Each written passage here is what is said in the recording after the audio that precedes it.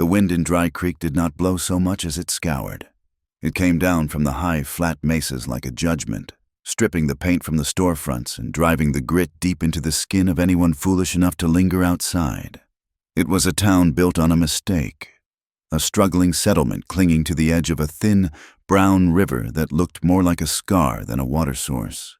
The earth here was cracked into a mosaic of thirsty clay, and the sky above felt too large, an indifferent expanse of blue iron that offered no shelter and no pity.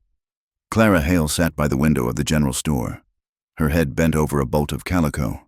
The needle in her hand moved with a rhythm that was almost mechanical, a small, silver flash against the dull fabric. Stitch, pull, knot, stitch, pull, knot. It was 1878, and for 2 years, this had been her life. She was the widow Hale, the seamstress, the woman who had survived the fire that took everything else. She bit the thread, the taste of cotton dry on her tongue.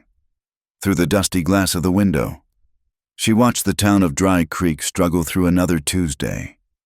Men walked with their heads down against the wind, hats pulled low. A wagon creaked past, its wheels groaning under a load of supplies for one of the outlying ranches. Clara kept to herself. She had learned that silence was a shield. When she walked the boardwalks, she offered polite, tight smiles that discouraged conversation. She knew what they said about her. She felt the weight of their pity and their judgment every time she entered a room. To the women of the town, she was a tragedy to be whispered about over tea, a cautionary tale of what happened when luck ran dry. To the men, she was a curiosity, a young woman left alone, damaged goods that no one quite knew how to approach. She finished the hem and folded the dress, smoothing the fabric with hands that were rougher than a seamstress's hands should be. They were hands that remembered the feel of a plow handle and the coarse mane of a horse. Memories from a life that had burned to ash. Voices drifted from the front of the store, carrying over the stacks of flour sacks and tinned peaches. It was Mrs. Gable, the store owner's wife, talking to a customer. Clara did not mean to listen, but the name caught her ear like a burr. Barrett Cole. He bought out the Miller place yesterday, Mrs. Gable was saying, her voice lowered to a conspiratorial hum. Got it for a song. I hear Miller finally gave up fighting the drought. Or maybe he just got tired of the accidents. Clara froze. Her hand hovered over the folded calico. Accidents. The word echoed in the hollow space inside her chest. It was the same word Sheriff Amos Finch had used 2 years ago. An accident. Clara. A tipped lantern. A spark from the stove. These things happen in a wind like this. She remembered the heat. It was not a memory she visited willingly, but it came unbidden. A flash of orange and the sound of roaring wind that was not wind at all. She remembered the way the roof had groaned before it collapsed. She remembered screaming for Thomas, for Henry, until her throat was raw and bleeding. She remembered the morning after, standing in the smoking ruins.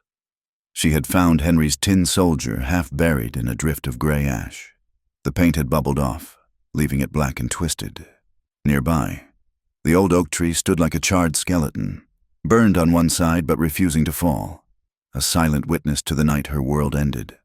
Clara stood up abruptly, the chair scraping loud against the floorboards.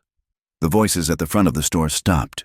She picked up her shawl and wrapped it tight around her shoulders. Though the air inside was still, she needed to leave. She needed to breathe. She walked out the back door and up the narrow wooden stairs to the room she rented above the store. It was a small space, neat and sparse. A bed, a wash basin, a trunk. It was a place to sleep, not a home. Home was a blackened foundation 5 miles out of town where the ghosts of her husband and 5-year-old son still seemed to walk in the moonlight. Clara sat on the edge of the bed and pressed her palms against her eyes. The gossip about Barrett Cole buying the Miller place sat heavy in her stomach. Barrett Cole, with his polished boots and his calculated smile, now owned half the grazing land around Dry Creek. He was a man who expanded his empire like a stain spreading across a map. She had always suspected. The thought was a dangerous thing, a sharp stone she carried in her pocket. She had suspected that the fire was not an accident. Thomas had refused to sell to Barrett 3 times in the month before he died, but suspicion was not proof, and a widow with nothing but a scorched patch of dirt had no voice against a man who dined with the governor. The sun began to dip below the horizon, painting the sky in bruises of purple and red. The wind howls picked up, rattling the window pane in its frame. It was a lonely sound. Clara stood up. She could not stay in this small room tonight. The walls felt like they were closing in. She needed to check on Daisy. Daisy was a mare, a bay with a white star on her forehead, the only living thing besides Clara that had survived the fire. Clara boarded her at the livery stable at the edge of town, paying for her keep with money she could barely spare from her sewing. Daisy was an extravagance, a foolish drain on her resources, but Clara would go hungry before she let the horse go. Daisy was the last thread connecting her to Thomas. She pulled her shawl tighter and stepped out into the gathering dark. The wind hit her instantly, smelling of sagebrush and dry dust. The street was mostly empty. The saloon piano tinkled a tinny melody in the distance, swallowed by the gusting air. Clara walked with her head down, fighting the current, her boots crunching on the gravel. Sheriff Amos Finch was standing on the porch of his office, smoking a pipe. He was a heavy man. His shoulders slumped as if the badge on his chest weighed 50 pounds. He touched the brim of his hat as she passed. "Evening, Mrs. Hale," he said. "Evening, Sheriff." Clara replied, not stopping. She did not hate Amos Finch, but she could not look at him without remembering his weary voice, telling her to accept the tragedy and move on. He was a decent man who had grown too tired to be a brave one. She reached the livery stable at the far end of town. It was a large, drafty barn built of rough-hewn timber, smelling of sweet hay and manure. A lantern hung by the door, swinging wildly in the wind, casting jumping shadows against the wood. Clara slipped inside, sliding the heavy door shut behind her to cut off the gale. The sudden silence was a relief. The air here was warm and smelled of life. Horses shifted in their stalls, blowing soft breaths. Daisy was in the third stall on the left. The mare nickered low in her throat as Clara approached. "Hey there, girl," Clara whispered, resting her forehead against the horse's velvety nose. "You are restless tonight." The wind battered the walls of the stable, making the timbers creak. Daisy stamped a hoof, her ears flickering back. Animals knew when the weather turned mean. They felt the pressure in the air. Clara stroked the mare's neck, finding comfort in the solid warmth of the animal. For a moment, she let herself pretend. If she closed her eyes, she could be back in the barn at the ranch, waiting for Thomas to come in from the cold, hearing Henry laughing as he chased the barn cats. But when she opened her eyes, she was alone in a rented stall, and the wind outside sounded like a woman screaming. 2 miles outside of Dry Creek, the plain stretched out into an endless, shadowy void. Eli Morin rode slowly, letting his gelding pick its way through the scrub brush. He was a man who looked like he had been carved out of the landscape itself, lean, hard, and weathered. His hat was pulled low, the brim ragged, shadowing a face that had seen too much sun and too little kindness. He adjusted his collar, pulling it high against the stinging wind. He wore a glove on his left hand, but his right hand was bare, and even in the dim starlight, the scars were visible. They twisted up from his knuckles, a map of shiny, puckered flesh that disappeared up his sleeve and climbed the side of his neck, ending just below his jawline. Pain was a constant companion to Eli, a dull ache in his joints when the cold set in, a sharp pull in the scar tissue when he moved too fast. He had learned to live with it, just as he had learned to live with the silence. He was just passing through. That was what he told himself. He was heading west, toward the territories, toward anywhere that wasn't here. He had spent the last 5 years drifting, working cattle drives, breaking horses, moving on before anyone asked too many questions about where he came from or how he got his burns. He had ridden with bad men once. He carried that knowledge like a stone in his gut. He had done things, and he had watched things happen, and the guilt of it had hollowed him out until he felt more like a husk than a man. Dry Creek was just a cluster of lights in the distance, a place to water his horse and maybe buy a hot meal before moving on. He had no business there. Eli crested a low rise and reined in his horse. He narrowed his eyes, looking toward the town. There was a light at the edge of the settlement that didn't look right. It was too bright, too orange. At first, he thought it might be the last of the sunset reflecting off the dust, but the sun had been down for an hour. The wind shifted, carrying a scent that made Eli's stomach turn over.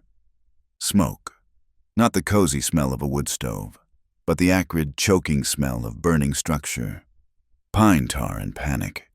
The glow intensified, shooting up a pillar of sparks that swirled madly in the gale. It was a fire, and with this wind behind it, it would eat whatever it touched in minutes. Eli felt the old fear rise up, the memory of heat on his skin. But he shoved it down. He spurred his horse forward. The animal bolted, sensing the urgency, and they thundered down the slope toward the town. He told himself he was a fool. He should turn around. He should ride wide and keep going. Fire was bad luck. Fire was his past coming to find him. But he could not turn away. Inside the livery stable, the world had turned into a nightmare. It had happened so fast. One moment, the lantern by the door had been swinging in the draft. The next, a gust had torn the door from its latch, slamming it against the wall. The lantern shattered. Oil splashed across the dry straw scattered on the floor. The flame caught with a whoosh that sounded like a heavy intake of breath. Clara stood frozen. The fire raced up the wooden post, feeding on the dry timber like a starving beast. The hayloft above caught instantly. Fire. The smell hit her, and she was no longer in the livery stable. She was back in the ranch house. The ceiling was falling. Thomas was shouting. The heat was pressing against her eyeballs, drying the moisture from her throat. Daisy screamed, a high, terrifying sound that shattered Clara's paralysis. The mare reared in the stall, eyes rolling white with terror, hooves battering the wood. The other horses were panicking, kicking and screaming. Clara scrambled to the stall door. She had to get Daisy out. She fumbled with the latch, her fingers numb and shaking. The smoke was already thick, rolling down from the ceiling in black, oily waves. It stung her eyes and filled her mouth with the taste of copper. She got the stall door open. Daisy lunged forward, but the lead rope was still tied to the ring on the wall. The horse hit the end of the rope and jerked back, almost trampling Clara. Easy. Clara coughed, waving her hand to clear the smoke. Easy, girl. She reached for the knot, but the rope was pulled tight by the horse's panic. She couldn't loosen it. The fire was roaring now, the sound deafening, drowning out the wind outside. A beam from the loft above cracked with the sound of a gunshot and swung down, dangling by a strip of iron, raining sparks onto the aisle. Clara clawed at the knot. Her fingernails broke. "Leave it," a voice in her head screamed. "Run!" But she could not lose this. Not again. If she lost Daisy, she lost the last living piece of Henry, who had loved to be held up to stroke the horse's nose. The heat was blistering. Clara's dress felt hot against her legs. She was coughing violently, doubling over. The smoke was a physical weight, pressing her down. She was going to die here. The realization was cold and sharp. She was going to burn, just like they did. Suddenly, the main doors burst open. A figure silhouetted against the night sky charged in. A man. He had a bandana tied over his nose and mouth, his hat pulled low. He didn't hesitate. He moved with a strange, frantic purpose. He ran down the aisle, dodging the falling sparks. He saw Clara struggling with the mare. "Get back!" he roared. His voice was rough, choked with smoke. He didn't wait for her to obey. He shoved past her. Producing a knife from his belt in one fluid motion, he slashed the rope. Daisy, suddenly free, bolted. She knocked the man sideways, scrambling for the open door, her hooves striking sparks on the stone floor. She disappeared into the night. The man scrambled up. He grabbed Clara's arm. His grip was like iron. "Move!" he shouted. Clara stumbled. Her legs felt like water. The terror was a roar in her ears, louder than the fire. She looked up at the loft. The hay was an inferno. "I can't," she whispered. The man cursed. He didn't argue. He wrapped an arm around her waist and hauled her off her feet, dragging her toward the door. A massive beam from the roof groaned and gave way directly above them. "Look out!" Clara screamed. The man didn't look up. He threw his weight against her, shoving her forward and shielding her body with his own. He raised his right arm, the scarred one, to deflect the blow. The timber crashed down, glancing off his shoulder and slamming into the ground with a shower of embers. The man grunted, a sound of pure agony, but he didn't go down. He gritted his teeth. His eyes squeezed shut for a second. Then he shoved her again. "Go!" They tumbled out of the stable doors and into the dirt of the street just as the roof began to collapse inward. The cold air hit Clara like a slap. She fell to her hands and knees in the dust, retching, gasping for air that didn't taste like death. The wind whipped her hair across her face. She was shaking so hard her teeth rattled. She looked up. The stranger was kneeling a few feet away, clutching his shoulder. He pulled the bandana down from his face. He was coughing, spitting black saliva into the dirt. Clara stared at him. The firelight from the burning barn illuminated his face. She saw the scars on his neck, angry and red in the heat. She saw the way his hand trembled as he checked his shoulder. He looked at her. His eyes were dark, shadowed, but there was a terrifying intensity in them. "Are you hurt?" he rasped. Clara couldn't answer. She was still trapped in the memory. The heat was still on her skin. She reached out, her hand trembling, clutching at the sleeve of his dusted coat. She gripped the fabric until her knuckles turned white. "Please," she whispered, the words tearing out of her throat. He froze, looking at her hand on his arm. "Please don't leave me burning," she begged. She wasn't talking about the stable. She was talking about the emptiness, the silence of her room, the grave of her family, the endless, scorching grief that she woke up to every morning. She was begging him not to leave her in the hell she had been living in for 2 years. Eli looked into her eyes. He saw the reflection of the flames, but he also saw a desperation that matched his own secret guilt. He saw a woman who was already ash, trying to hold her shape in the wind. He covered her hand with his own. His skin was rough, calloused, and scarred. "I won't," he said. His voice was low, a promise made to the dirt and the dark. "I won't leave you." The town arrived too late. They came running with buckets, shouting, forming a line from the horse trough. But the wind had already claimed the stable. The structure was a skeleton of orange light against the black sky. Men shouted orders that were swallowed by the gale. Sheriff Finch was there, directing the bucket brigade to wet down the roofs of the nearby buildings to prevent the sparks from spreading. Clara sat on a crate outside the general store, a blanket wrapped around her shoulders. She was covered in soot, her face streaked with gray. She watched the fire die down, her eyes hollow. Eli stood near her, leaning against a hitching post. He had moved his horse away from the noise but had returned to stand guard. He kept his head down, his hat shadowing his face. He held his injured arm stiffly against his side. The townsfolk cast quick, suspicious glances at him. He was a stranger, a drifter, and in Dry Creek, trouble always blew in with drifters. A shiny black buggy pulled up to the edge of the crowd. Barrett Cole stepped out. He was a tall man, dressed in a fine wool suit that seemed impervious to the dust. He watched the burning stable with a calm, detached expression, like a man assessing a column of figures in a ledger. "A terrible shame," Barrett said, his voice carrying easily over the dying roar of the fire. He walked over to the stable owner, a man named Henderson, who was watching his livelihood turn to smoke. "I will cover the damages, Mr. Henderson," Barrett said, reaching into his pocket. "We cannot have honest businessmen suffering because of carelessness." He turned his gaze toward Eli. It was a cold, measuring look, or perhaps something worse than carelessness. Barrett added softly, "It is a dangerous time to be welcoming strangers into our midst. You never know what kind of spark a man brings with him." The crowd murmured. The suspicion in the air tightened. Eyes turned to Eli, hard. unfriendly eyes. "He's right," a man in the back muttered. "Stable don't just catch fire." Eli didn't move. He was used to this look. He tightened his jaw and prepared to mount his horse and leave. It was what he always did. No, the word was quiet, but it cut through the murmurs. Clara stood up. The blanket fell from her shoulders. She looked small and frail, covered in ash, but her chin was lifted. "He saved me," Clara said, her voice gaining strength. "The beam fell. The door was blocked.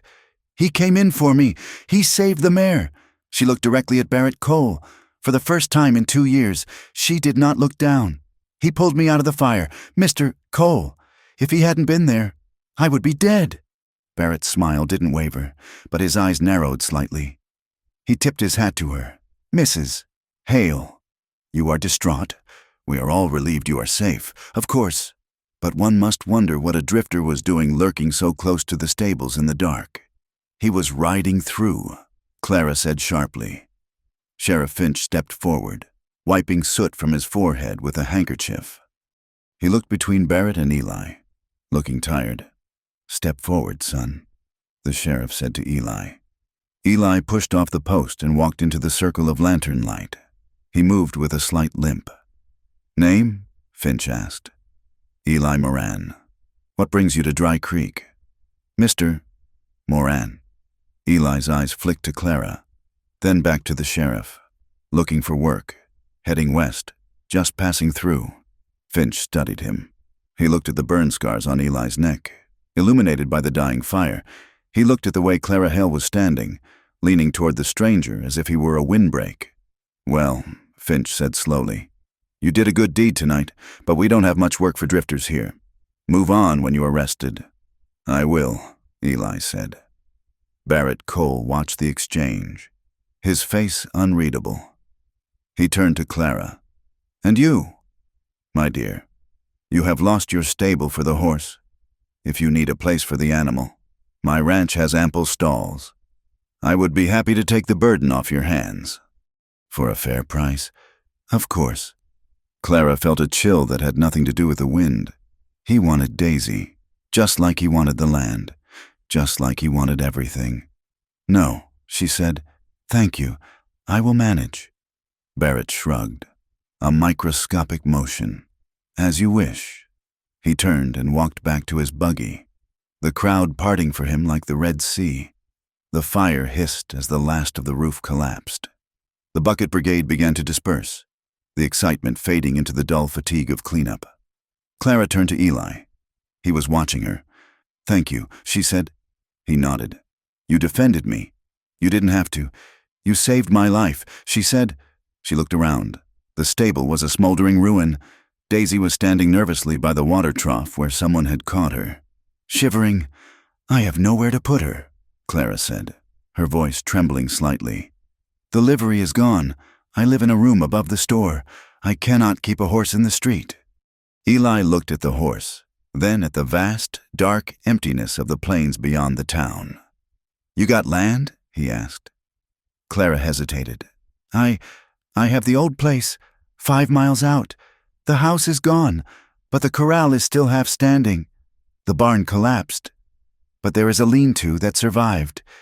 It's shelter," Eli said. "Yes, but I cannot take her there alone tonight. Not in this wind, not after the fire." She couldn't say it, but the fear was plain on her face. She was terrified to go back to the burnt place in the dark, with the smell of smoke still clinging to her clothes. Eli looked at his horse, then at the road leading out of town. He should leave. He should ride west until Dry Creek was a bad memory. But he heard the echo of her voice. "Please don't leave me burning." "I'll help you," he said quietly. Clara looked at him, startled.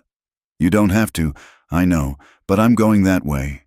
It was a lie. He wasn't going that way. But he walked over to Daisy and took the lead rope. He stroked the mare's neck, calming her. "Mount up," he told Clara. "You can ride your mare. I'll ride alongside."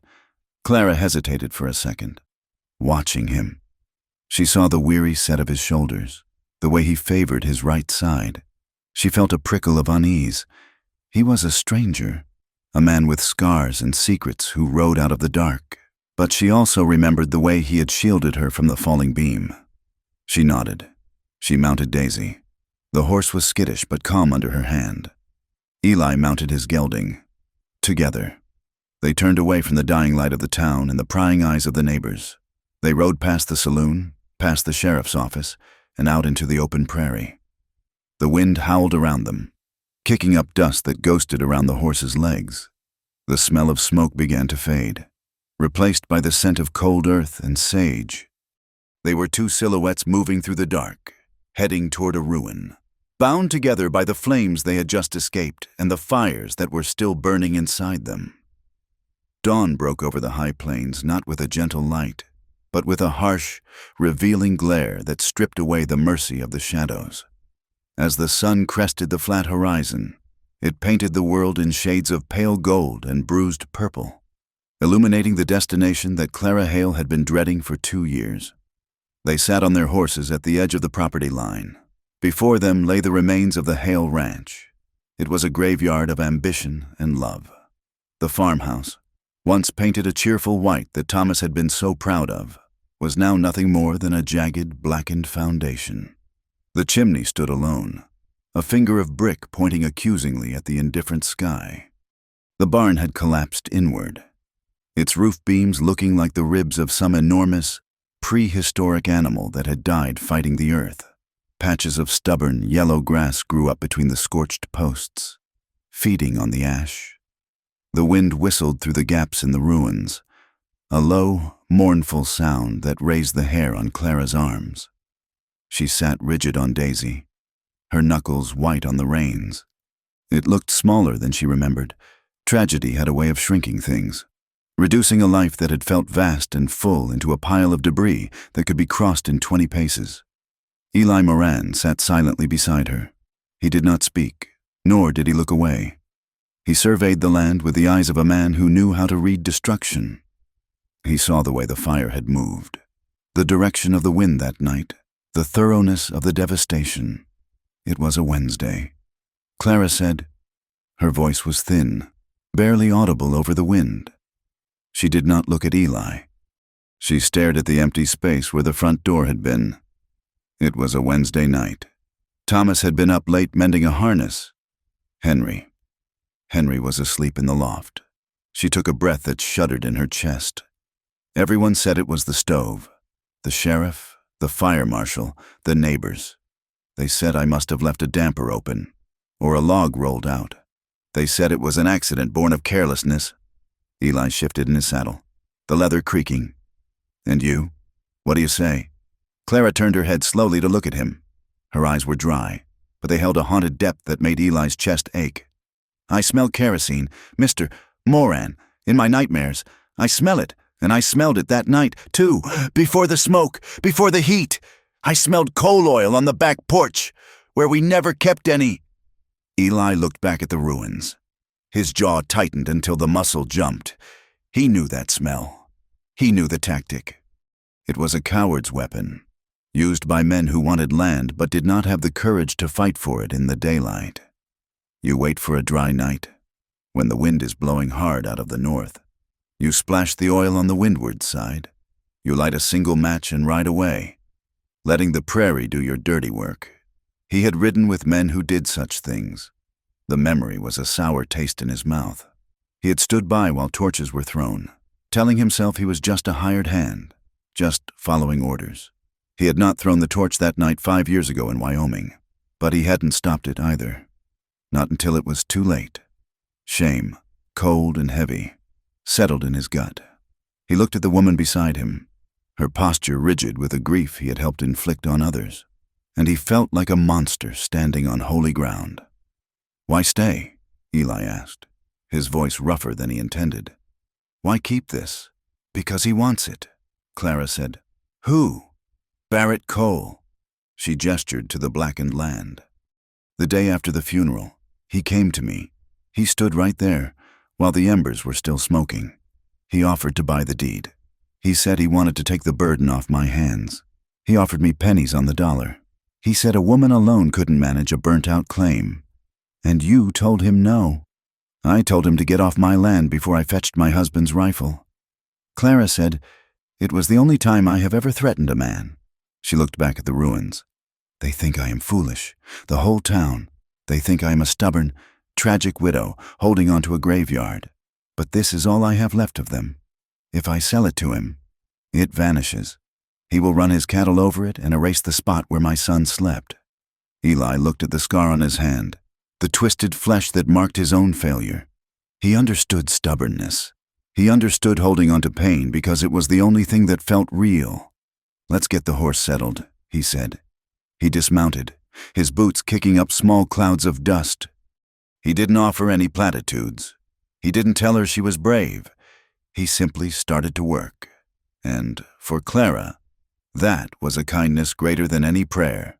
The sun climbed higher, turning the high plains into an anvil under a hammer of heat. The wind did not stop. It only grew hotter, sucking the moisture from their skin. They worked in silence. The corral was in shambles, the rails splintered and rotting, but the posts were deep-set cedar and had survived the flames. Eli found a stack of weather-beaten boards near the collapsed barn, lumber that Thomas must have intended for a project he never got to start. Eli worked with a quiet, efficient competence that Clara found mesmerizing to watch. He moved deliberately. He did not waste energy. He tested the weight of a board, checked the grain, and drove nails with steady, rhythmic strikes of a hammer he had found in the debris. Clara worked beside him. She was not a woman who shied away from labor. She hauled the lighter boards, cleared the tumbleweeds that had piled up against the fence line, and mixed a slurry of mud and straw to patch the gaps in the windbreak. Her hands, usually accustomed to the fine needlework of a seamstress, grew red and abraded.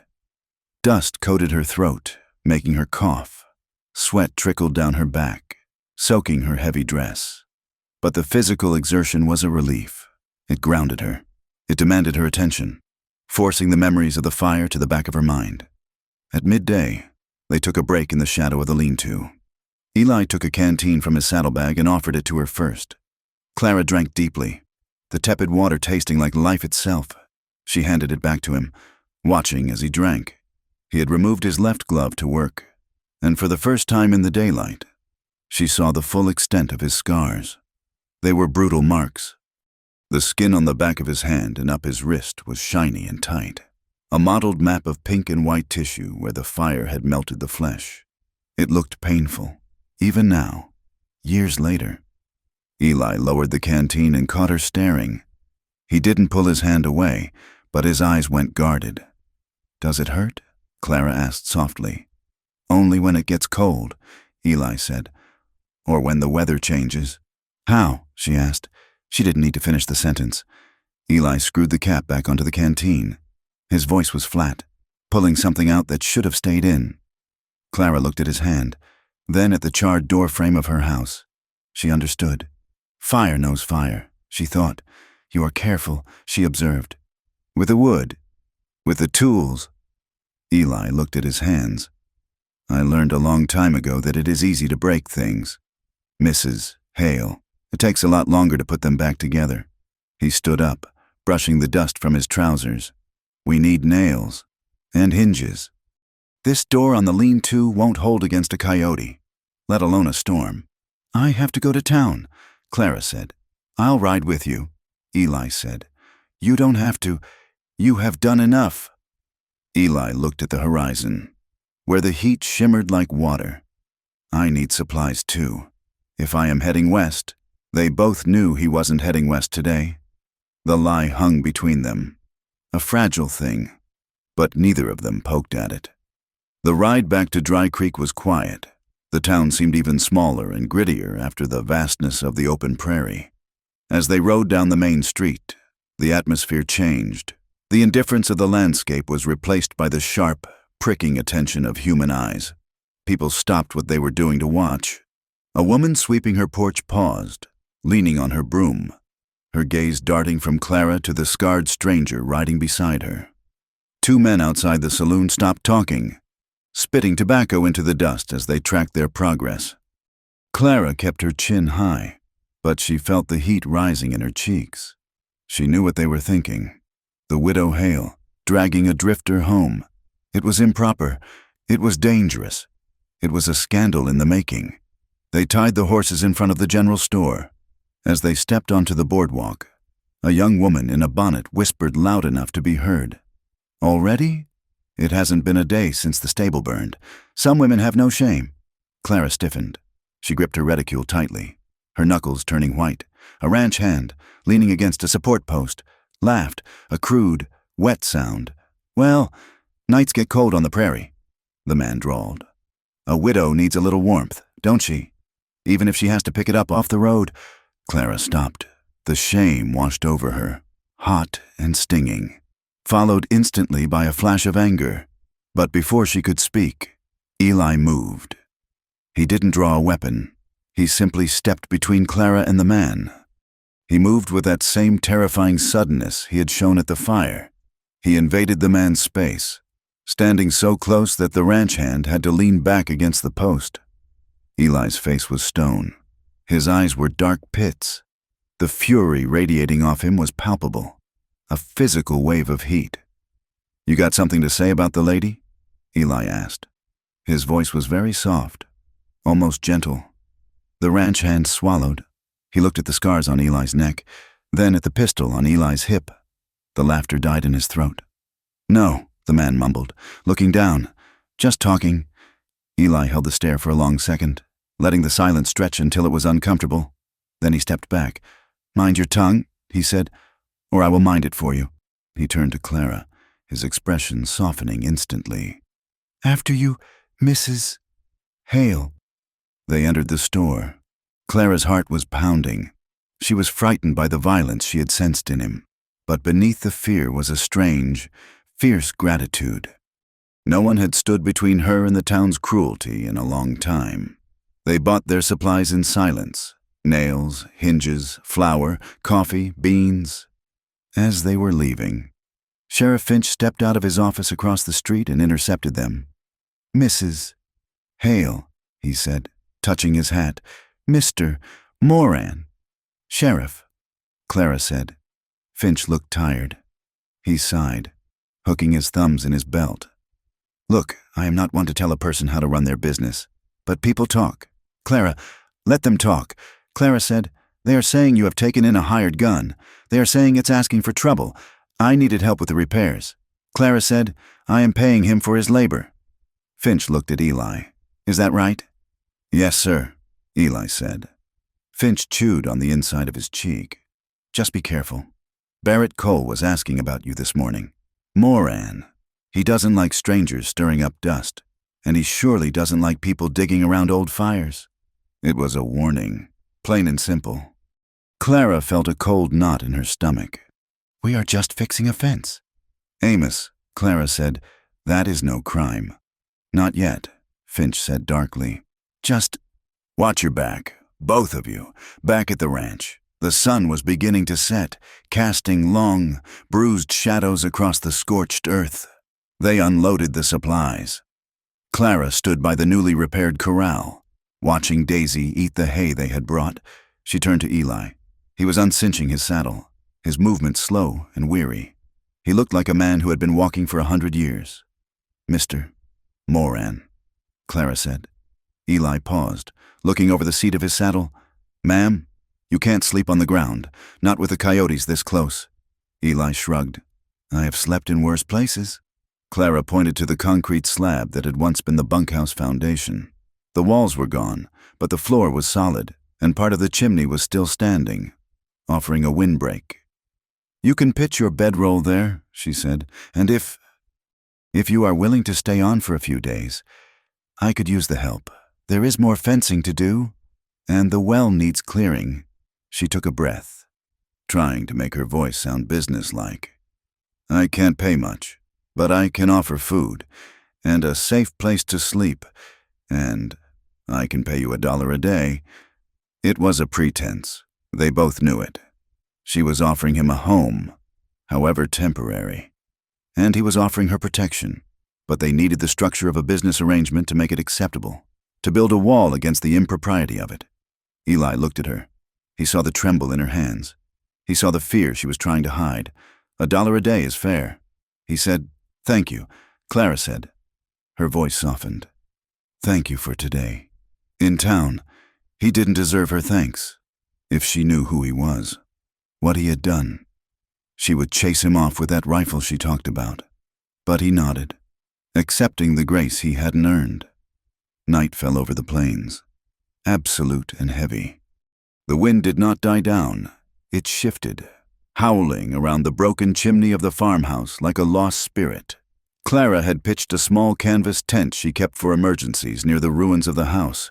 It was cramped, but it was shelter. She lay on her cot, wrapped in wool blankets, listening to the night. She heard the yip-yip howl of a coyote pack moving along the creek bed. In the past, that sound would have terrified her.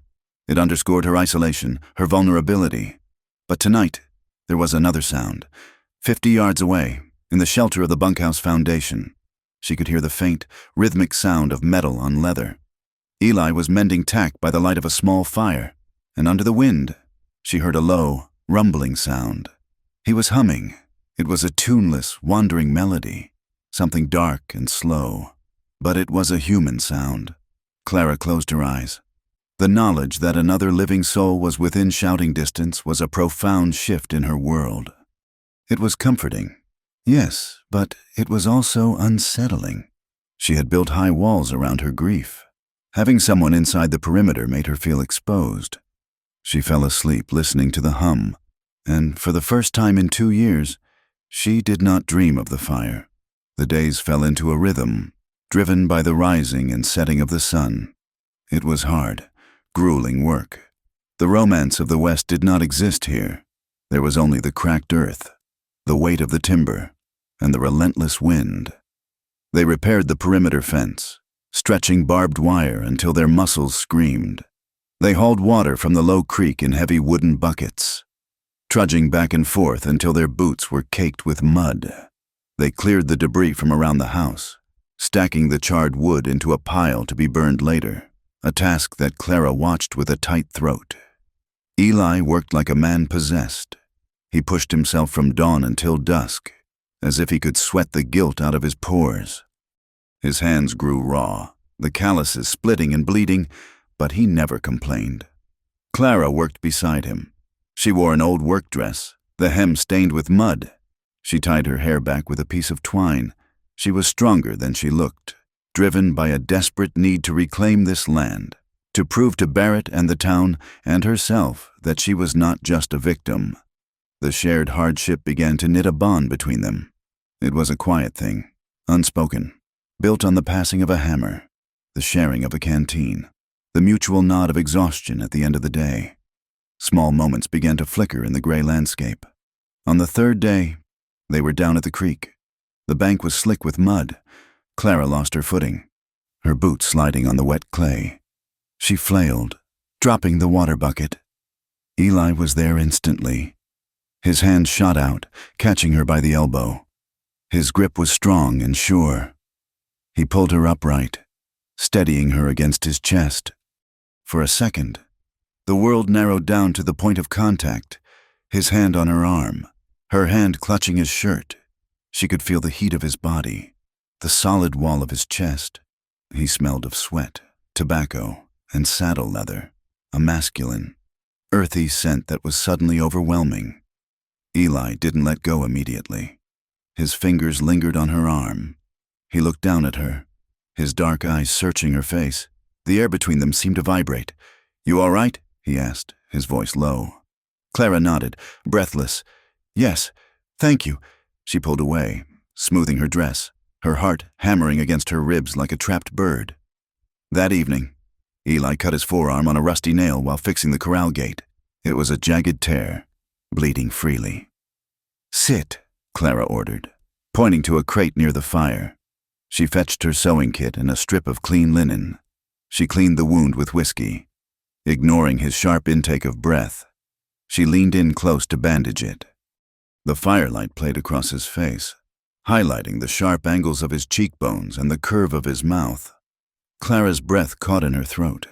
She was close enough to see the flecks of gold in his dark eyes. She was close enough to feel the warmth radiating from his skin. She wrapped the linen efficiently, but her fingers trembled slightly as she tied the knot.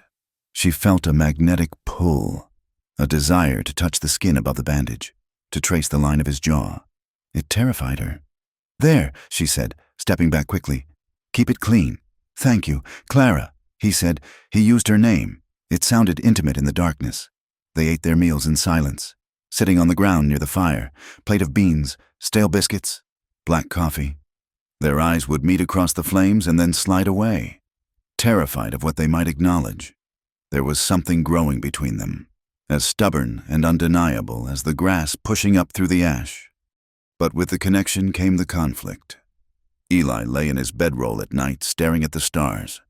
He wanted to stay. God help him. He wanted to stay. He wanted to wake up and see Clara's face. He wanted to be the man who fixed her fences and kept her safe. But then he would close his eyes and hear the screams. He would see the faces of the families he had helped displace. He would remember Jake Brogan's laugh as a barn went up in flames. He was a liar. He was a fraud. If Clara knew the truth, that he was one of the dogs that men like Barrett Cole unleashed, she would hate him. And she should. He would dream of fire. He would wake up gasping, his heart racing, hearing the phantom cry of a child in the wind. Henry. He had never met the boy, but the boy haunted him. Clara had her own turmoil. She lay in her tent, consumed by guilt. Every time she looked at Eli and felt a flutter of warmth, she felt she was betraying Thomas. Thomas, who had built this ranch. Thomas, who had died trying to save it. How could she want this stranger? How could she feel safe with a drifter when her husband was in the ground? But the body has its own memory and its own needs. The loneliness was a physical ache. When Eli was near, the ache subsided. When his shoulder brushed hers, her skin tingled. It was like dry grass waiting for a spark. It was dangerous. It was wrong. And it was the only thing that made her feel alive. On the 5th day, a buggy rattled up the track from town. It was a clerk from the land office, a nervous young man named Perkins, who looked like he would rather be anywhere else. He kept glancing at Eli, who stood by the corral with a hammer in his hand, watching silently. "Mrs. Hale," Perkins stammered, holding out an envelope. "Mr. Cole asked me to deliver this. It has been filed with the county." Clara took the envelope. Her hands were dirty from the garden. She tore it open. It was a formal legal document. The language was flowery and polite, but the meaning was brutal. Whereas the property known as the Hale claim has been deemed a fire hazard and a public safety risk, whereas the current owner lacks the resources to maintain proper fire breaks.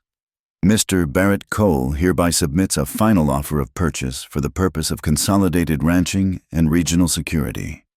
The price listed was insulting. It was less than the first offer. Clara lowered the paper. Her face was pale. "Public safety," she whispered. "He calls it public safety." She looked at Perkins. "Tell Mr. Cole that my answer has not changed. Tell him this land is not for sale, not for safety, not for money, not for threats." Perkins swallowed. "Mrs. Hale, please." "The judge." "Mr. Cole has influence. If he petitions the court that the land is abandoned or hazardous—" "It is not abandoned," Clara snapped. "I am standing right here." Perkins tipped his hat nervously and scrambled back into his buggy. He whipped the horse and drove away fast, dust billowing behind him. Clara stood trembling, the letter crushed in her fist. "He is going to take it," she said. "He burned it down. And now he is going to steal the ashes." She turned to Eli. Her eyes were wild. "He burned it. Eli, I know he did. He set the fire that killed them. And he set the stable fire to kill Daisy. He wants to drive me out so he can have the water rights." Eli looked at the ground. He kicked a stone with his boot. He didn't say anything. Clara stared at him. The silence stretched, heavy and suffocating. "You know, don't you?" she asked. Eli looked up. His face was guarded. "You know how men like him work." She pressed. "You saw the stable fire. You smelled the smoke. Tell me I am right. I have seen men do ugly things for land," Eli said carefully. "I have seen them use fire. I have seen them use the law." "Who?" Clara demanded. Who have you seen? Eli looked away toward the horizon. Just men, out west. Why won't you say it? Clara stepped closer. Her frustration was mixing with fear. There was a shadow in his eyes she couldn't read. You know something more. You look at this ruin like you recognize it. I don't know Barrett Cole. Eli lied. It tasted like ash on his tongue. But I know his kind. And if he wants this land, Clara, he won't stop with a letter. Then we fight him, Clara said fiercely. We? Eli asked. Clara stopped.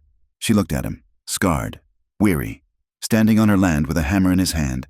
Yes, she said, we, unless you are planning to leave. Eli looked at her. He saw the fire in her eyes. He wanted to run. He wanted to stay. I'm not leaving yet, he said. The sky began to change in the late afternoon.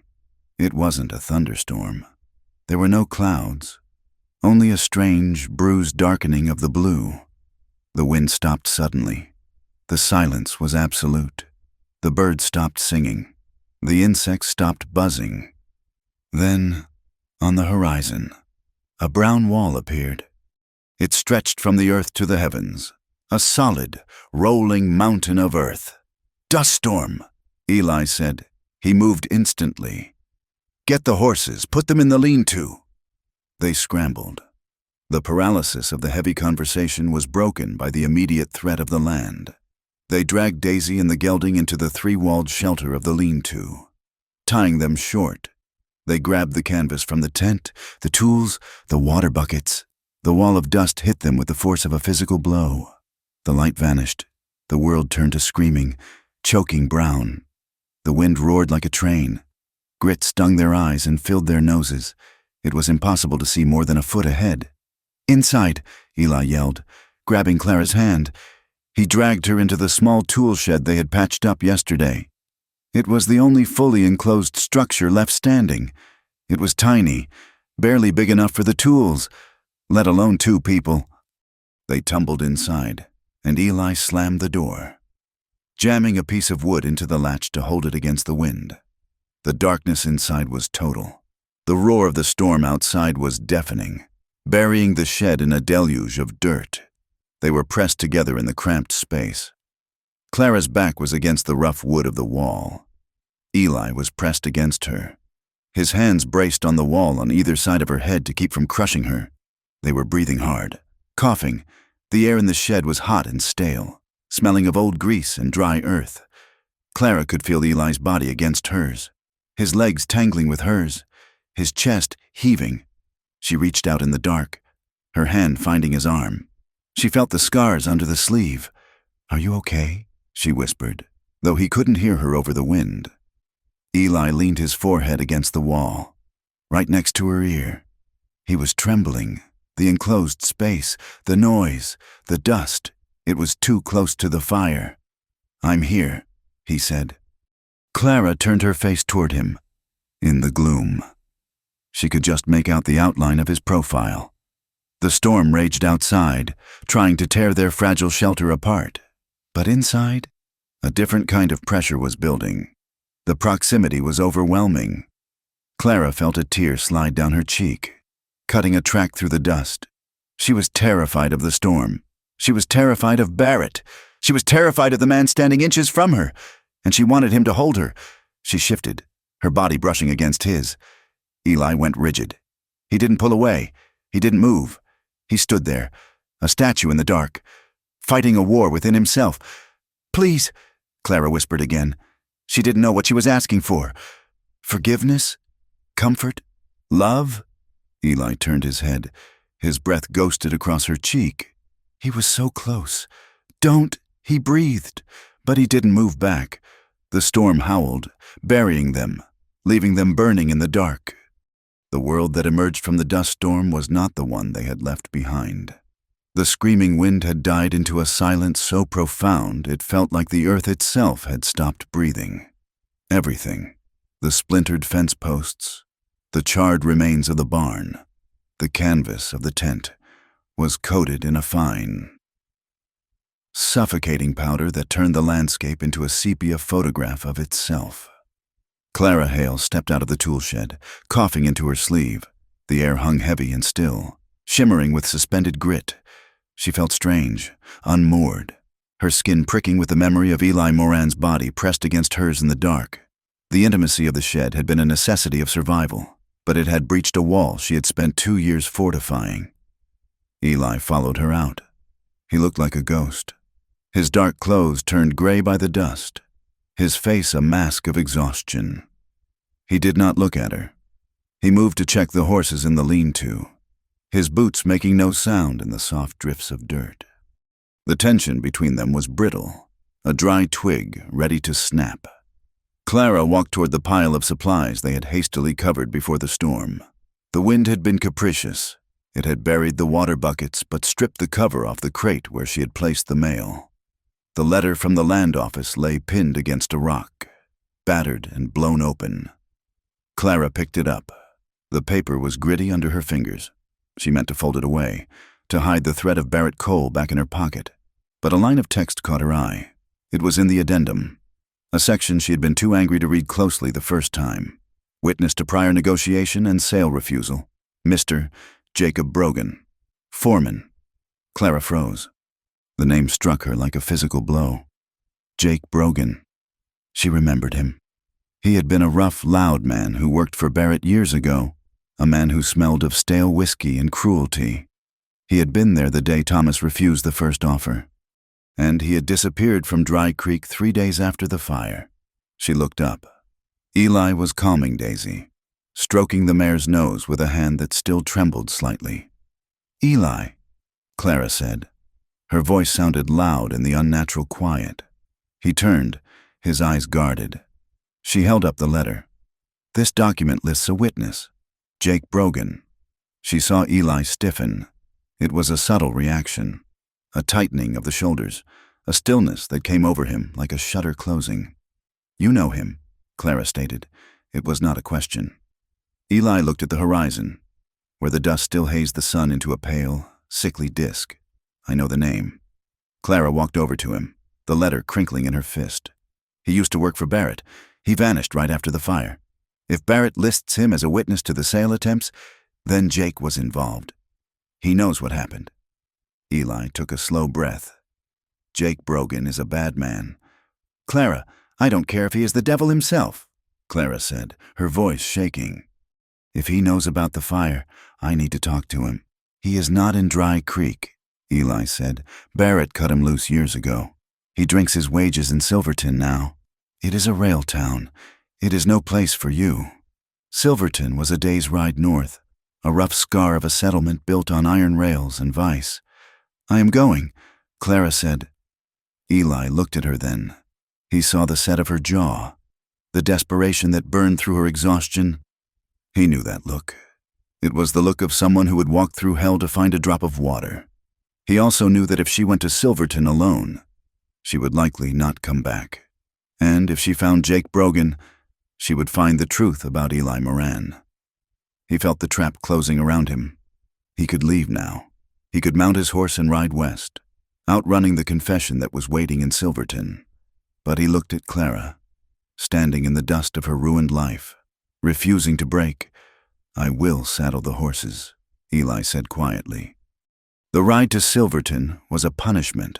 The country north of Dry Creek was broken land, a maze of dry washes and rocky ridges where nothing grew but thorns and venom. The wind picked up again. Not a storm this time, but a biting, relentless cutter that sliced through their coats and chapped their lips. They rode in silence. It was not the companionable silence of the workdays, but a heavy, loaded quiet. Clara rode with her eyes fixed forward, her mind replaying the night of the fire, trying to fit Jake Brogan's face into the shadows of her memory. Eli rode a length behind her.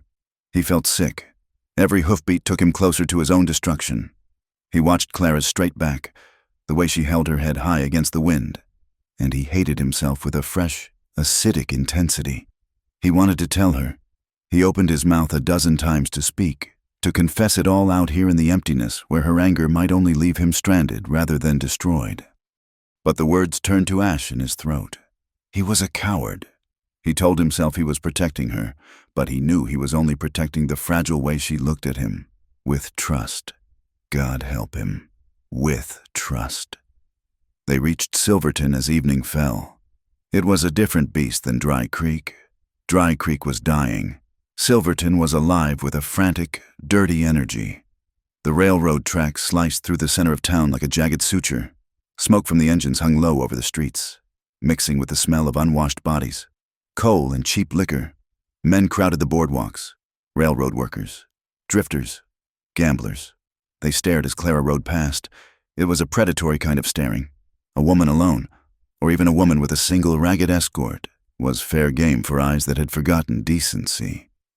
Eli moved his horse closer to hers, his hand resting near his hip.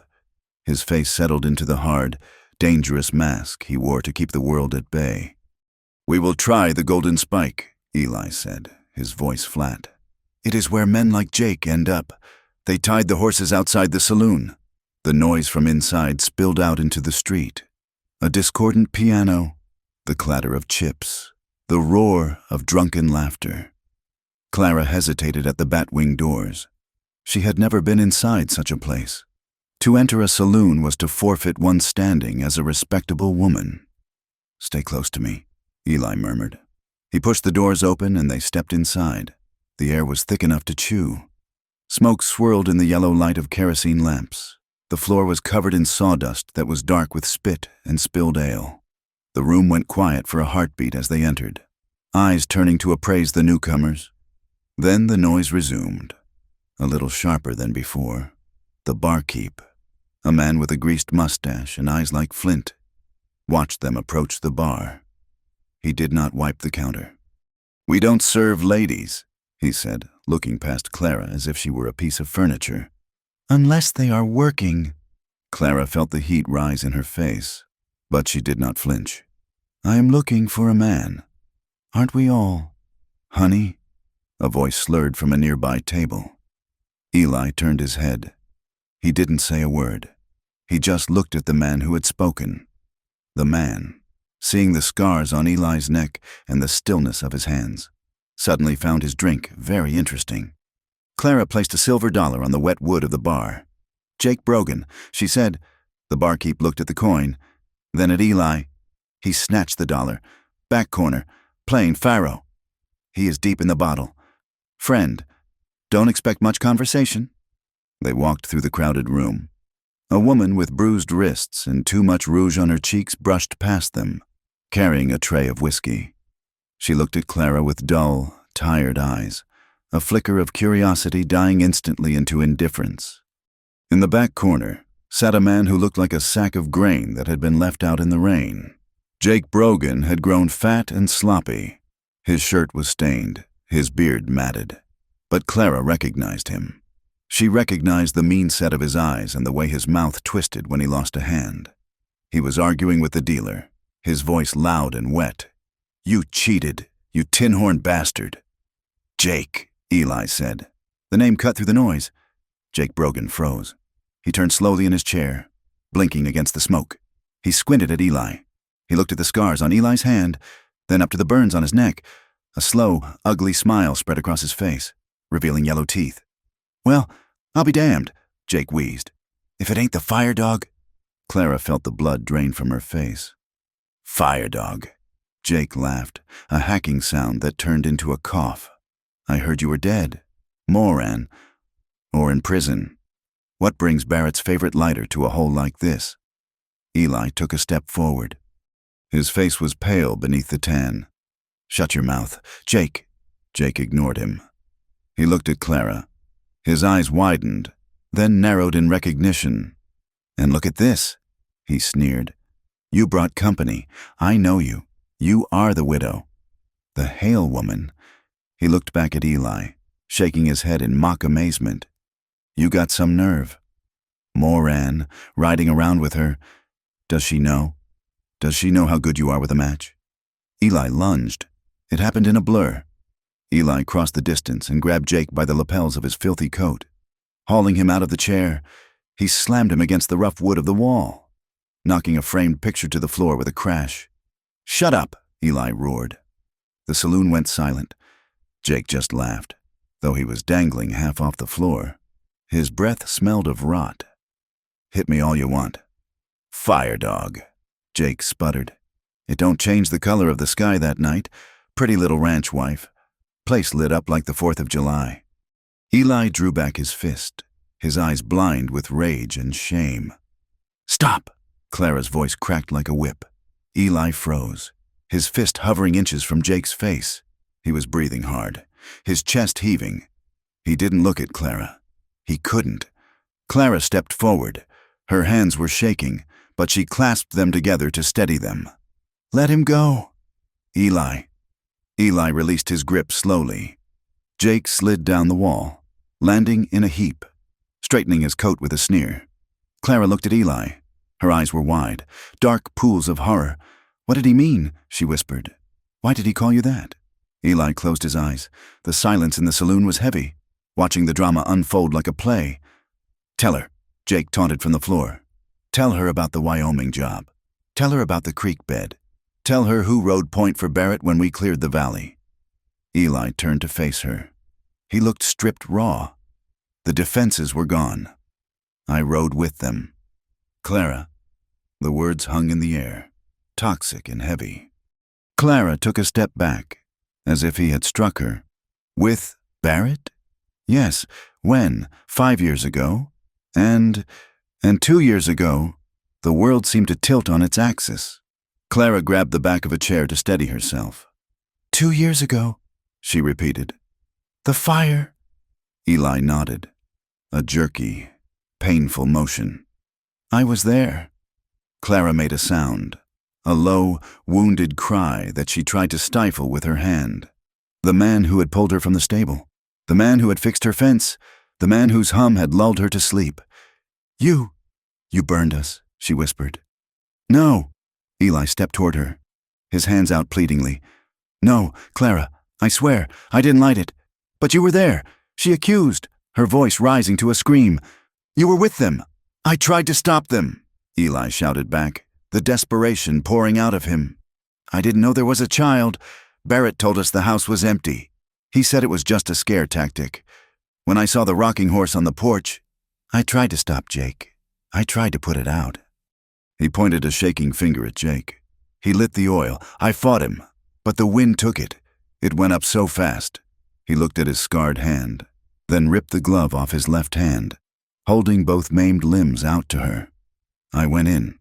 Clara, I went in after them. I found Thomas in the hallway. The roof came down. That is where I got these, pulling him out. But he was already gone. And the boy. He couldn't finish. He choked on the memory. Clara stared at him. She saw the truth in his agony. But it didn't matter. It was too much. The betrayal was too total. He had been part of the monster that ate her life. He had touched her with hands that had helped kill her husband. You liar, she breathed. You coward. She swung her hand. The slap echoed through the silent saloon like a gunshot. Eli's head snapped to the side. He took the blow without flinching. He deserved it. He deserved worse. Get away from me, Clara hissed. Don't you ever come near me again. She turned away from him, blinding tears filling her eyes. She saw Jake Brogan trying to slide along the wall toward the back door, a smirk on his face. The rage that filled her then was white-hot. It was a cleansing fire. She wasn't just a victim anymore. She was the avenging angel of her own ruin. She moved faster than thought. She lunged toward Eli's horse, which was tied just outside the open door. No, Eli was inside. She grabbed the pistol from Eli's holster. Eli was too stunned by the slap to stop her. Clara leveled the heavy Colt revolver at Jake Brogan. It was too big for her hand, heavy and smelling of oil, but she held it with 2 hands, aiming straight at Jake's chest. Sit down, she commanded. Jake froze. The smirk vanished. He looked at the gun, then at the woman holding it. Her hands were shaking, but her eyes were dead calm. Now, lady, Jake stammered, raising his hands. Don't do nothing foolish. Sit down, Clara screamed. Jake sat, landing hard on the floorboards. Clara cocked the hammer. The click was loud in the room. Talk, she said. About what? Jake sweated. About the fire. About Barrett. I want to hear you say it. Eli stepped forward cautiously. "Clara, stay back," she yelled at him, not taking her eyes off Jake. "If you come near me, I swear I will shoot him, and then I will shoot you." She turned back to Jake. "Say it." "Barrett ordered it," Jake blurted out, his eyes fixed on the black bore of the pistol. "He wanted the water rights. Hale wouldn't sell. Barrett told us to burn him out. He said to make it look like an accident." "And the boy?" Clara asked, tears streaming down her face. "Did he order you to kill my son?" Jake swallowed. "He didn't say nothing about the kid. We didn't know. It was just a job. Just a job," Clara whispered. Her finger tightened on the trigger. It would be so easy. Just a small squeeze, and the man who lit the match would be gone. The justice of it sang in her blood. She wanted to see him bleed. She wanted him to burn. "Clara!" Eli's voice was right beside her ear. He had moved silently. He didn't touch the gun. He just stood close, his body shielding her from the rest of the room. "Don't do it," he said softly. "He deserves it," Clara sobbed. "He does," Eli agreed. "He deserves to die screaming. But if you pull that trigger, you become him. You become a killer. And you are not a killer. Clara, you are the woman who tried to save a horse from a fire. Don't let Barrett take that from you too." Clara was shaking violently. The gun wavered. "Give it to me," Eli said. He reached out slowly and covered her hands with his own, his scarred skin against her cold fingers. He gently pried her grip loose. She let go with a gasp, as if the weapon had been burning her. Eli took the gun, decocked it, and holstered it. He looked at Jake, who was slumped on the floor, weeping with relief. "Get up," Eli said coldly. "You are coming with us?" "Where?" Jake whimpered. "To Dry Creek, to Sheriff Finch." Jake laughed, a hysterical, bubbling sound. "Finch? You think Finch can touch Barrett? Barrett owns the law in this county. You are just dragging me to my grave. Moran. And yours too. Get up," Eli repeated. The ride back to Dry Creek was a nightmare of endurance. They had tied Jake's hands and lashed him to his own horse, leading him behind them. The prairie was a void of darkness. Distant thunder rolled along the horizon, promising rain that never fell. The wind had turned cold, carrying the scent of ozone and dust. Clara rode in front. She did not look back. Not once. Eli rode at the rear. He watched her silhouette against the stars. The distance between them was no longer measured in yards. It was measured in lies. He had lost her. He had known he would. But the reality of it was a physical pain, a crushing weight in his chest. Jake Brogan mumbled and cursed in the saddle between them, but neither of them told him to shut up. They were too wrapped in their own separate miseries. They arrived in Dry Creek just before dawn. The town was asleep, gray and silent. They rode straight to the jailhouse. Sheriff Finch came to the door in his long johns, rubbing sleep from his eyes. He looked at Clara, pale and fierce. He looked at Eli, grim and hollow. And he looked at Jake Brogan, bound and sullen. "What is this?" Finch asked. "This is the witness," Clara said, her voice brittle as glass. "He just confessed to setting the fire at my ranch. On Barrett Cole's orders." Finch looked at Jake. "Is that true, Brogan?" Jake spit on the ground. "Barrett will have your badge for this. Finch, you locked me up, and you are signing your own warrant." Finch looked at the prisoner, then at Clara. He sighed, a long, weary sound. But he stepped back and held the door open. "Bring him in. They locked Jake in the single cell." He slumped on the cot, glaring at them. "I need a statement," Finch said, pulling a ledger from his desk. Eli spoke up. "I will write it. I was there." Finch looked at him sharply. "You were there?" "I was with them," Eli said, his voice devoid of emotion. "I didn't light the fire, but I was part of the crew. I will testify to that." Finch stared at him for a long moment. "You know what that means for you, son? You admit to being an accomplice to arson and murder. You hang right alongside him." "I know," Eli said. Clara turned and walked out of the office. She couldn't stand to hear it. She couldn't stand to be in the same room with him. The sun was up when they returned to the ranch. They turned the horses into the corral. Eli unsaddled Daisy for her. He tried to hand Clara the reins. Clara didn't take them. She walked past him toward the house, toward the tent. "Clara," Eli said. She stopped but didn't turn. "I will pack my things." He said, "I will sleep in the barn until the hearing, if you want. Or I can stay in town. Stay in the bunkhouse." Clara said. Her voice was cold, clipped. "I need you to testify. Until then, you are just a witness." She went into the tent and tied the flaps shut. Eli stood alone in the ruin of the yard. He felt gutted. He went to the bunkhouse foundation and sat on his bedroll, putting his head in his hands. He replayed the night of the fire over and over. He saw Thomas Hale's face. He heard the roar. And now, layered over it, he saw the look in Clara's eyes when she slapped him. He was a fool. He had thought, for a few shining days, that he could be redeemed. But ash was ash. You couldn't build on it. 2 days passed. They were days of suffocating silence. Clara worked on her sewing in the tent. Eli worked on the fence, miles away from the house. They moved like planets in different orbits, terrified of collision. Then Barrett Cole came. He arrived in the late afternoon, driving his polished black buggy. The sun glinted off the brass fittings. He pulled up to the edge of the yard, where Clara was hanging laundry on a line strung between 2 burnt posts. She froze when she saw him. Barrett stepped down. He was impeccable, his suit brushed, his boots shining. He held his hat in his hand. "Mrs. Hale," he said smoothly. "Get off my land," Clara said. Barrett tutted softly. "So much anger. It is bad for the complexion. My dear," he walked closer, inspecting the repairs Eli had made to the fence. "I heard you took a trip to Silverton," he said, "and brought back an old friend of mine, Jake Brogan. He is in the jail." Clara said, "He told the sheriff everything." Barrett smiled. It was a reptile smile, devoid of warmth. "Jake is a drunkard and a liar. No judge in this territory will take the word of a known gambler over a pillar of the community." "We have another witness," Clara said. Barrett paused. "Ah, the drifter, Mr. Moran." He looked toward the bunkhouse, where Eli was nowhere to be seen. "I did some checking on your mister. Moran," Barrett said.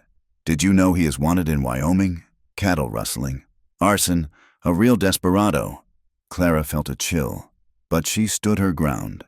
"He is going to testify." "Is he?" Barrett stepped closer. He invaded her space, smelling of bay rum and expensive cigars. "Think about how it looks. Clara, a respectable widow, living out here alone with a wanted criminal, riding to saloons with him, sleeping, well, near him." He lowered his voice. "If this goes to court, I won't just destroy his credibility. I will destroy your reputation. I will paint a picture of a lonely woman and her violent lover conspiring to blackmail a wealthy neighbor. The town is already whispering. I can make them scream." He leaned in. "Drop the charges. Clara, sell me the land. I will give you enough to start over in St. Louis, somewhere no one knows your name. Or stay, and watch everything you have left burn down around you." He put his hat back on. "Think about it." He turned and walked back to his buggy. Clara stood trembling in the wind. The threat was precise and terrifying. He would use the town's prejudice, the very thing she had fought against, to bury the truth. She looked at the bunkhouse. Eli was standing in the shadows of the doorway. He had heard. She could tell by the slump of his shoulders. He had heard Barrett say that his presence was poisoning her chance at justice. Night fell, dark and moonless. The wind picked up, rattling the canvas of the tent. Clara couldn't breathe. The anger, the fear, the confusion. It was a storm inside her chest. She needed to scream. She needed to break something. She marched across the yard to the bunkhouse. Eli was sitting on his crate, cleaning his gun by the light of a lantern. He looked up when she stormed in. His face was a mask of misery. "You heard him," Clara said. "I heard him." Eli said, "He is right." He stood up and began to roll his bedroll. "I'm leaving. Clara, if I stay, I just give him ammunition. I will go to the sheriff, give my deposition, and then I will ride out. It is the only way you win this." "No!" Clara shouted. Eli froze. "You don't get to leave." Clara stepped into the light. "You don't get to run away again. You ran from Wyoming. You ran from the fire. You are not running from this. I am trying to save you," Eli yelled back, his control snapping. "Look at me, Clara. I am the thing that ruins everything I touch. I burned your life down. I am the reason you are alone. I know," she screamed. "I hate you for it. I look at you and I see the fire. I see Thomas dying. Then let me go. I can't." The words hung in the air, raw and bleeding. Clara was chest to chest with him now. She was crying, furious, angry tears. "I hate you," she sobbed. "But you are the only one who stayed. You are the only one who pulled me out. I hate you, and I can't breathe when you aren't here." Eli looked at her. He saw the war in her eyes, the hatred and the need, fighting for purchase. "Clara," he whispered. She grabbed his shirt, her fists bunching in the fabric. She shook him. "Why did you have to be him? Why couldn't you just be a cowboy?" "I'm sorry," he choked out. "I'm so sorry." She looked up at him, her face wet with tears, her lips parted in a sob. And then the distance vanished. It wasn't a decision. It was a collision. Clara pulled him down, and Eli crashed into her. Their mouths met in a kiss that was not gentle. It was fierce, desperate, tasting of salt and ash. It was a kiss of grief and fury. Clara's hands clawed at his shoulders. Eli's arms wrapped around her, crushing her against him as if he were trying to merge their broken pieces into something whole. There was no tenderness in it, only a starving, terrifying need. They were two people drowning in the dark, clutching at the only driftwood they could find. They broke apart, gasping for air. Clara's forehead rested against his chest. Eli's face was buried in her hair. They were shaking, terrified by what they had just done, frightened by the fire that had ignited between them, a fire that threatened to consume whatever was left of their souls. "We are going to hell," Clara whispered into his shirt. Eli held her tighter, his eyes squeezed shut against the dark. "We are already there, Clara. We are just trying to find the way out." The morning sun did not bring warmth to the high plains. It rose pale and distant, a white coin nailed to a sheet of frozen blue iron. The light was brittle, shattering against the hard angles of the ruined ranch and exposing every scar on the land. Clara Hale stepped out of her tent and pulled her shawl tight against the chill. The air tasted of frost and lingering dust. She moved stiffly, her body aching not from labor, but from the tension that had coiled inside her tight as a watch spring. She looked toward the bunkhouse foundation. Eli Moran was there, saddling his horse. He moved with a mechanical precision, cinching the girth, checking the stirrup leather. He did not look up when she emerged. The space between them vibrated. It was charged with the memory of the night before, the desperate, crushing weight of their bodies against each other, the taste of salt and ash, the terrifying admission of need. The kiss hung in the air like smoke that refused to dissipate. Clara walked to the fire pit to start the coffee. Her hands shook as she struck the match. She felt a storm raging inside her chest, a collision of two violent fronts. Part of her wanted to run to him, to bury her face in the rough wool of his coat and beg him to hold her until the fear went away. But another part of her looked at him and saw the shadow of the man who had ridden with the arsonists. She saw the flames that took Thomas. She saw the betrayal. Eli finished saddling the gelding and walked over to the fire. He kept his hat pulled low. His face was drawn, the skin beneath his eyes dark with sleeplessness. "Coffee will be ready in a minute," Clara said. Her voice sounded strange to her ears, too high and thin. "I can't stay for it," Eli said. He stood on the other side of the fire, the flames dancing between them. He finally looked at her. His eyes were unguarded for a brief second, revealing a depth of misery that made Clara's breath catch. Then the shutter came down, and he was the stone-faced cowboy again. "Where are you going?" she asked. "Town," he said. "I need to speak to the sheriff, and then I have some riding to do." "Riding where?" "Just checking the perimeter." He lied. It was a clumsy lie, flat and unconvincing. Clara watched him. "You are going to him, aren't you? You are going to Barrett." Eli adjusted his gloves. He tugged at the cuff, covering the scar on his wrist. "Barrett won't stop." Clara, not unless he is forced. The sheriff needs more than just my word and a drunkard's confession. He needs something that Barrett can't buy his way out of. You will get yourself killed, Clara said. The fear spiked in her chest. Sharp and sudden. Maybe, Eli said. He turned and walked back to his horse. He mounted up, the leather creaking in the silence. He looked down at her one last time, and for a moment, he looked like he wanted to say something. An apology, a promise, a goodbye. But he just touched the brim of his hat. Stay close to the house. Clara, keep the rifle handy. He turned the horse and rode out, a solitary dark figure moving against the vast, indifferent canvas of the prairie. Clara watched him until he was just a speck in the distance, feeling a hollow ache in her stomach that had nothing to do with hunger.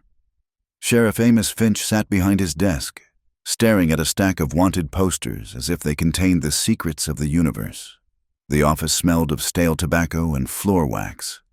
When Eli walked in, Finch didn't look surprised. He just gestured to the empty chair. "You look like a man walking to a funeral, son," Finch said. Eli didn't sit. He stood by the door, his hand resting near his gun. "Is Jake Brogan still in the cell?" Eli asked. Finch nodded. "He is awake, asking for whiskey, asking for a lawyer, asking for Barrett Cole. I haven't given him any of them." "He will recant," Eli said. "As soon as Barrett gets a lawyer to him. Jake will say we forced him to talk. He will say Clara held a gun on him." Finch sighed and leaned back, the chair groaning under his weight. "I know. That is how these things go. The law is a slippery thing out here. Moran. It bends toward the gold. There has to be a way," Eli said. Finch picked up a pipe and tapped the bowl against his palm. "The circuit judge is due in 3 weeks. Judge Holloway. He is a hard man, but he is fair. He doesn't like cattle barons who think they are kings. If we can get this to a hearing, if we can get Brogan on the stand before Barrett gets to him, maybe we have a chance. But we need more," Eli said. "We need corroboration." Finch looked at him steadily. "We have you. You put yourself in the noose with that statement you wrote. A jury won't trust me," Eli said bitterly. "Barrett will paint me as a rustler and a thug. He is already doing it." Finch didn't deny it. He just looked out the window at the dusty street. "Be careful, Moran. I hear you are planning a ride." Eli stiffened. "Word travels fast." Finch shrugged. "Dry Creek is a small bowl. The echoes bounce around. If you are going where I think you are going, just remember that a dead witness is no use to misses. Hail, I am not going as a witness," Eli said. He turned and walked out. The ride to Barrett Cole's North Camp was a journey through a land that God had made in anger. Eli rode north, away from the town and the river, into the broken badlands where the cattle grazed on scrub brush and cactus. The sun hammered down.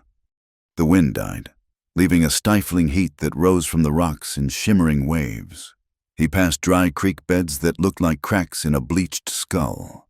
He saw a rattlesnake sunning itself on a flat rock, its diamondback pattern blending perfectly with the stone. It watched him pass with cold, unblinking eyes. Buzzards circled high overhead, black specks riding the thermals, waiting for something to die. The land warned him. "Turn back. You don't belong here. You are soft. You are broken." Eli kept riding. He felt a grim resolve settling in his gut. He had spent 5 years running from his past, trying to outride the shame, but he was done running. Clara had looked at him with hatred and desire, and that look had branded him. He would fix this. He would get the truth out of Barrett Cole, or he would die on this hard ground. He reached the camp by midday. It was a collection of canvas tents and a rough corral set in a box canyon. Smoke rose from a cook fire. 30 or 40 head of cattle were bunched near a muddy watering hole. 4 men were sitting around the fire, playing cards on a crate. They looked up as Eli rode in. He recognized 2 of them, hard cases from Texas who sold their guns to the highest bidder. They stood up slowly, hands drifting to their holsters. "Well, look what the cat dragged in," one of them sneered. "It is the widow's pet." Eli ignored them. He kept his eyes on the large tent at the back of the camp. "I am here to see Barrett," Eli said. The tent flap opened. Barrett Cole stepped out. He was in his shirt sleeves, holding a tin cup of coffee. He looked out of place in the dirt and filth, like a diamond sitting in a pig trough. Barrett smiled. It was a genuine smile, which made it all the more terrifying. "Mr. Moran," Barrett called out. "Or should I say, Eli. I was wondering when you would come to your senses." He gestured to the men. "Stand down, boys. He is an old friend." The men relaxed, but kept watching Eli with predatory eyes. Eli dismounted. He tied his horse to a scrub oak and walked toward Barrett. "Coffee?" Barrett offered. "It is fresh." "I didn't come for coffee," Eli said. Barrett took a sip, watching him over the rim of the cup. "No, I suppose not. You came to negotiate. That is good. I like a man who knows when the game is up." "There is no negotiation," Eli said. "I want you to write it down." "Write what down?" "The order," Eli said. "The order to burn the Hale Ranch, the order to burn the Miller place. All of it?" Barrett laughed. It was a dry, dusty sound. "You want a confession? For the sheriff? For the judge?" Eli said. Barrett shook his head, looking disappointed. "I thought you were smarter than that." "Eli, I really did. You think I became the richest man in the territory by signing my name to my solutions?" He threw the dregs of his coffee into the dirt. "Look at you," Barrett said, walking closer. "You look like a whipped dog. Sleeping in the dirt, working for a woman who looks at you like you are a disease. Is that what you want?" He put a hand on Eli's shoulder. Eli flinched, but Barrett held firm. "Come back to the fold. Eli, I have a spot for a foreman on the South Range. $50 a month. A warm bed. Respect. All you have to do is walk away from the widow. Stop filling her head with these imagined grievances." "They aren't imagined," Eli said, his voice shaking with suppressed rage. "I was there. I pulled the bodies out." Barrett's face hardened. He leaned in close. "And you helped put them there, didn't you? You rode with the torchmen. You watched the house go up. You think she will ever forgive you for that? You think you can wash that off with a few weeks of fixing fences?" He poked a finger into Eli's chest, right over his heart. "You are one of us, Eli. You always have been. You are a burner, a hired gun. You belong in the mud with the rest of the swine, not playing house with a grieving saint." Eli knocked Barrett's hand away. "I am done with you," Eli said. "I am testifying. I will tell the judge everything, about Wyoming, about the Hale fire, about the intimidation." Barrett stared at him. The mask of civility dropped completely.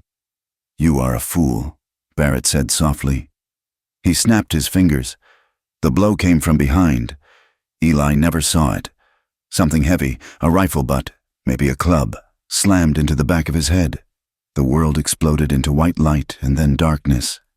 Eli crumpled to his knees, the ground rushing up to meet him, while Eli lay in the dirt of the canyon.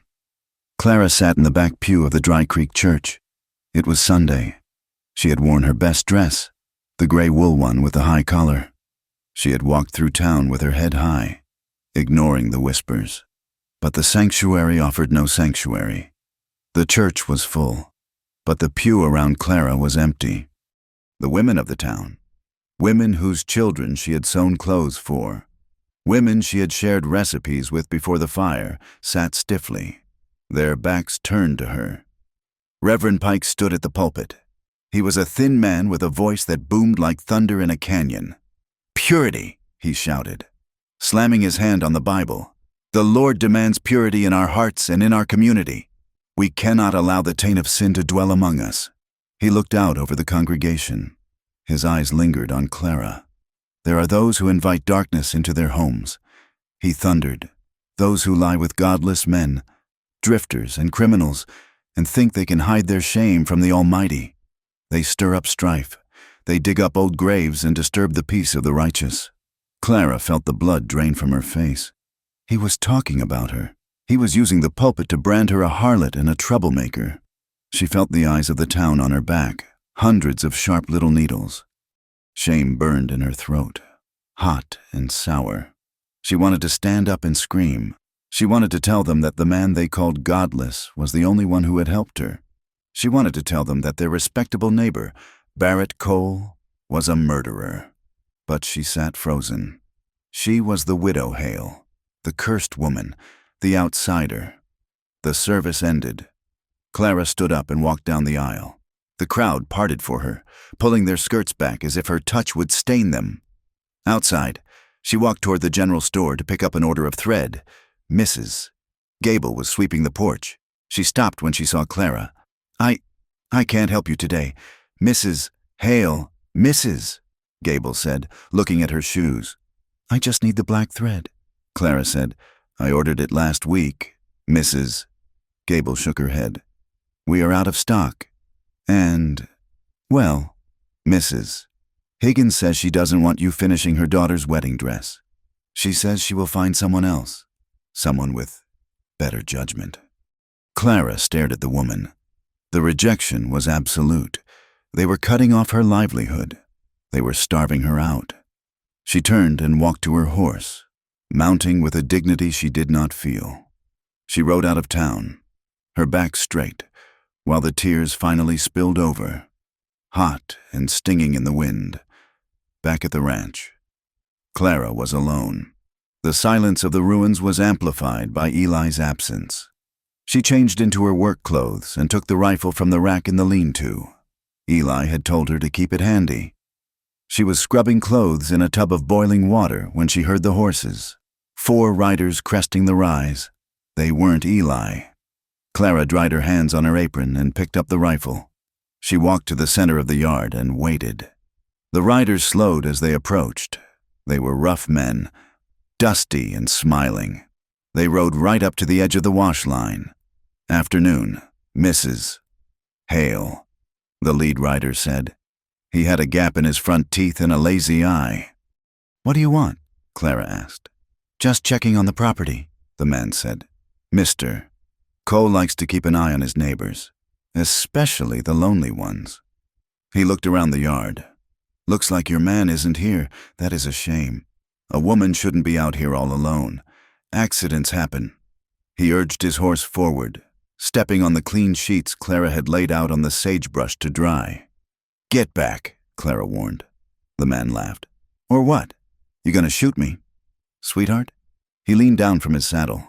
He was close enough that she could smell the tobacco on his breath. He reached out and grabbed her arm, his fingers digging into her flesh. Why don't you be nice? He leered. Maybe we can help you with your loneliness. Clara didn't think. She reacted. She jerked her arm back with all her strength, breaking his grip. She swung the barrel of the rifle up. She didn't aim at his chest. She wasn't a killer. But she aimed at the ground right beside his horse's front hooves. She pulled the trigger. Crack! The shot was deafening. A geyser of dirt exploded inches from the horse's leg. The animal reared, terrified, nearly unseating the rider. The other horses spooked, wheeling around. The rider fought to control his mount, cursing. He looked at Clara. She had levered the rifle, ejecting the spent shell and chambering a new round. She leveled it straight at his chest. The next one won't be in the dirt, she said. Her voice was steady, cold as the grave. The man stared at her. He saw the white-knuckled grip on the stock. He saw the desperation in her eyes. He realized she would pull the trigger. Crazy witch. He spat. He wheeled his horse around. Let's go, boys. They galloped off, their laughter trailing behind them, mocking and cruel. But they left. Clara stood there until they were gone. Then her knees gave way. She sank to the dirt, clutching the rifle, shaking so hard her teeth chattered. She was alone, truly alone, and the wolves were circling. Eli woke up to pain. It was a living thing, throbbing in his skull, radiating from his ribs. He was lying in the dirt. He tasted blood and dust. He rolled over, groaning. Barrett stood over him, looking down with a mixture of pity and disgust. You are a disappointment. Eli, Barrett said. Eli tried to sit up. His vision swam. One of his eyes was swollen shut. His ribs felt like broken glass. You can kill me, Eli mumbled through split lips. It won't stop it. I'm not going to kill you, Barrett said. That would be too easy, and it would make you a martyr to the widow. Barrett crouched down. "I want you to deliver a message. You go back to her. You tell her that this is what happens when you push me. And you tell her that if she doesn't sell, the next fire won't be in a stable. It will be the whole town." He stood up and kicked dirt onto Eli's legs. "Take care of the problem yourself. Eli, if you truly care about Dry Creek, if you truly care about her, make her sell or watch her burn." Barrett walked away. "Get him on his horse," he ordered his men, "and send him home." It was dark when Eli rode back into the ranch yard. He was barely conscious, clinging to the saddle horn. The horse, sensing home, had carried him the last 5 miles. Clara heard the hoofbeats. She ran out of the tent with the lantern. Eli? She saw him slump forward. She ran to the horse, grabbing the bridle. Eli slid from the saddle, his legs refusing to hold him. Clara caught him, buckling under his weight, and they collapsed together into the dust. "Eli! Oh, God! Eli!" She saw the blood on his face, the bruising, the way he wheezed when he breathed. "He hurt you," she whispered, horrified. I'm okay," Eli gasped. Clara helped him up, half dragging him to the fire pit. She sat him on the log. She ran to fetch the basin and the cloth. Her hands shook as she dipped the rag in the water. She began to wipe the blood from his face. She touched the swelling around his eye, the cut on his lip. "He did this," she said, her voice trembling with fury. "He did this because you went to him. I had to try," Eli whispered. He winced as she cleaned a deep gash on his forehead. Clara looked at him. In the flickering firelight, he looked broken. His shirt was torn, revealing the old burn scars on his chest and neck. The new bruises bloomed purple against the old white tissue. It was a map of violence. His whole life was written on his skin in pain. Clara felt a surge of emotion so strong it nearly knocked her over. It was rage at Barrett. Yes, but it was also a profound, aching tenderness for this man who kept walking into the fire for her. "Why?" she asked softly. "Why do you keep doing this? You could have ridden away. You could have taken his money." Eli looked at her with his one good eye. "I used to think that was all I was," he rasped. "A gun, a fist, a thing to break other things. That was all I was good for." He reached out, his battered hand taking hers. "Then I met you," he said, "and you were so stubborn, so brave, standing in the ashes and refusing to leave. You made me want to be something else." Clara looked at their joined hands. His blood was on her fingers. She leaned in. She wanted to kiss the hurt away.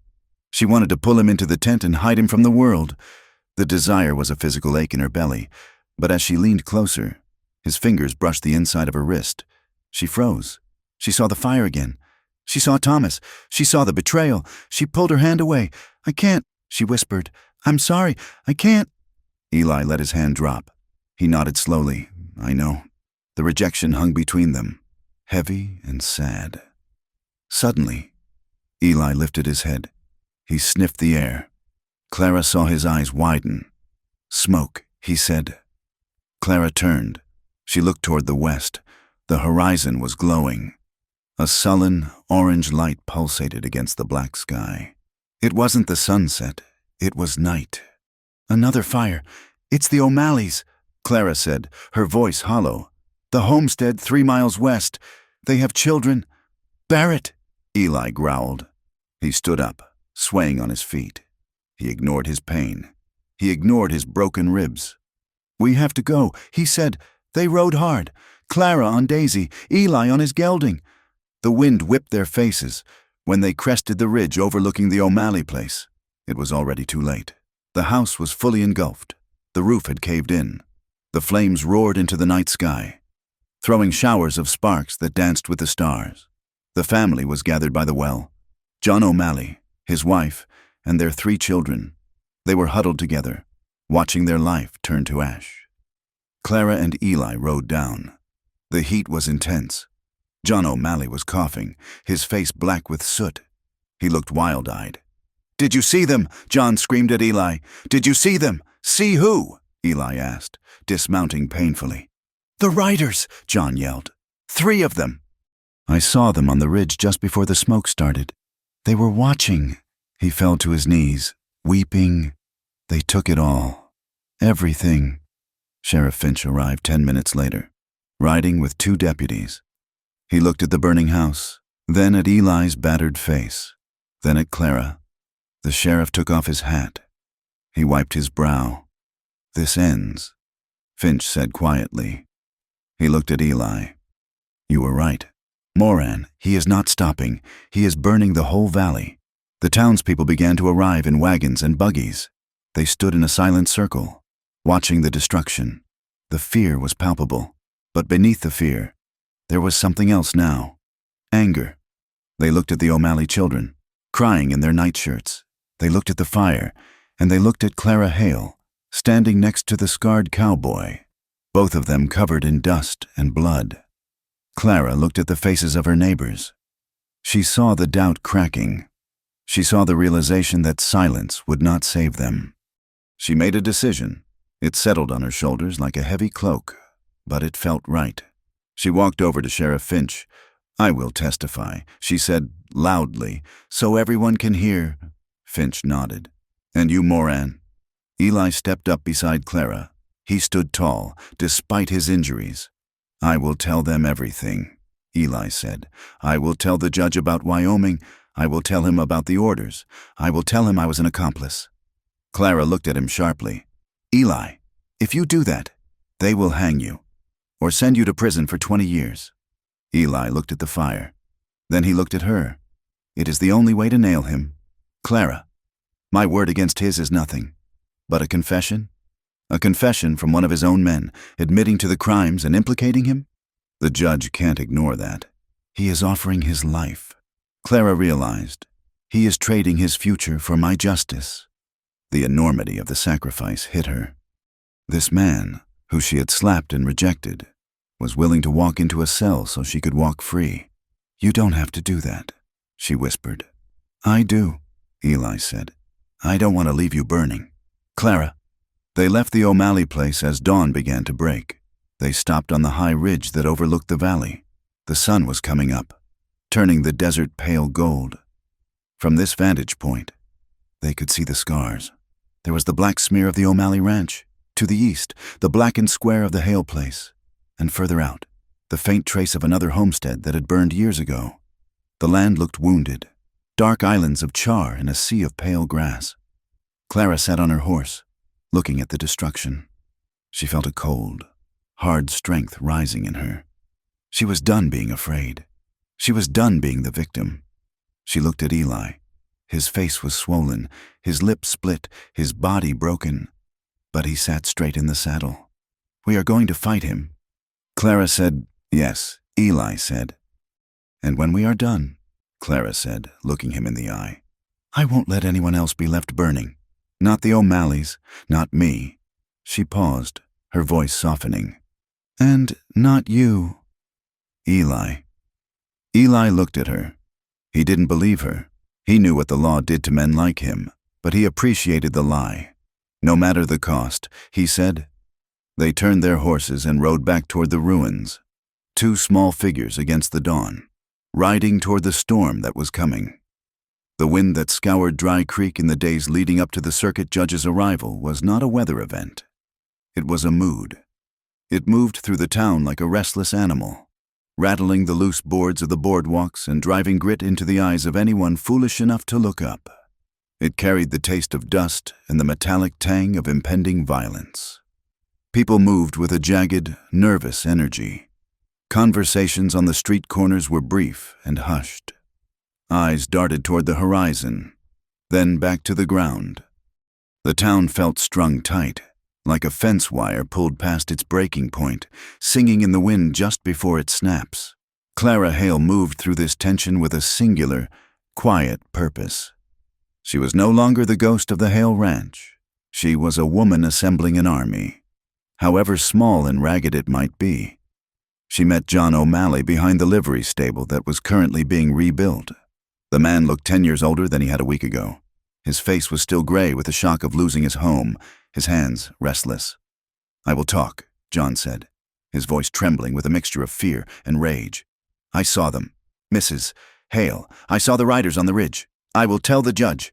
You have to be sure. John, Clara said, gripping his arm. Barrett will have lawyers. He will try to twist your words. Let him try. John spat. My children are sleeping in a wagon because of him. I will swear on a stack of Bibles as high as the church steeple. Her second recruit was harder to find. Silas Vance was an old ranch hand who had ridden for the Cole brand 20 years ago, before arthritis and whiskey had crippled him. Clara found him in the alley behind the saloon, nursing a bottle of cheap rye. Silas, Clara said. The old man squinted up at her. Widow Hale. You are stirring up a hornet's nest. I am burning out the hornets.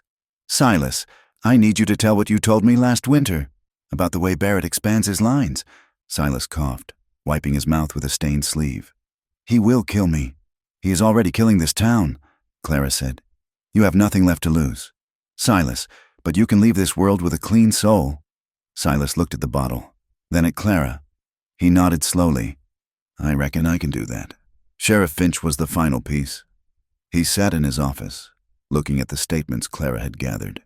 He looked weary, a man who had spent a lifetime taking the path of least resistance and finding that it only led to a cliff. This is a war.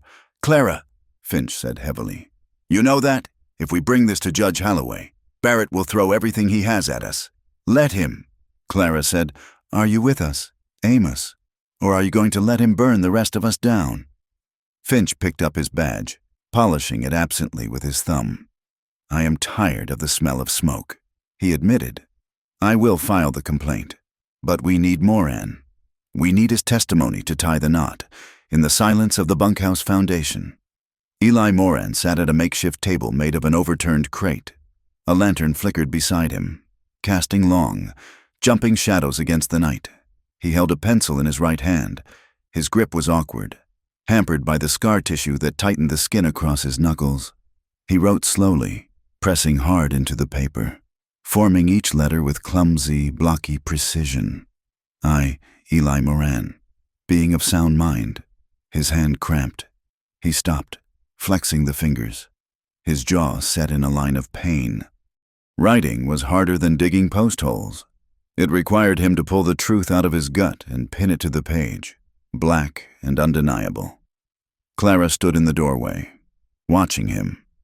She saw the sweat beading on his forehead. She saw the way he hesitated before writing the words arson and intimidation. He was writing his own death warrant. He was putting on paper the crimes that could hang him in Wyoming or send him to the territorial prison for the rest of his life. And he was doing it for her. He looked up and saw her. He didn't hide the paper. Is it done? She asked softly. Almost, Eli said.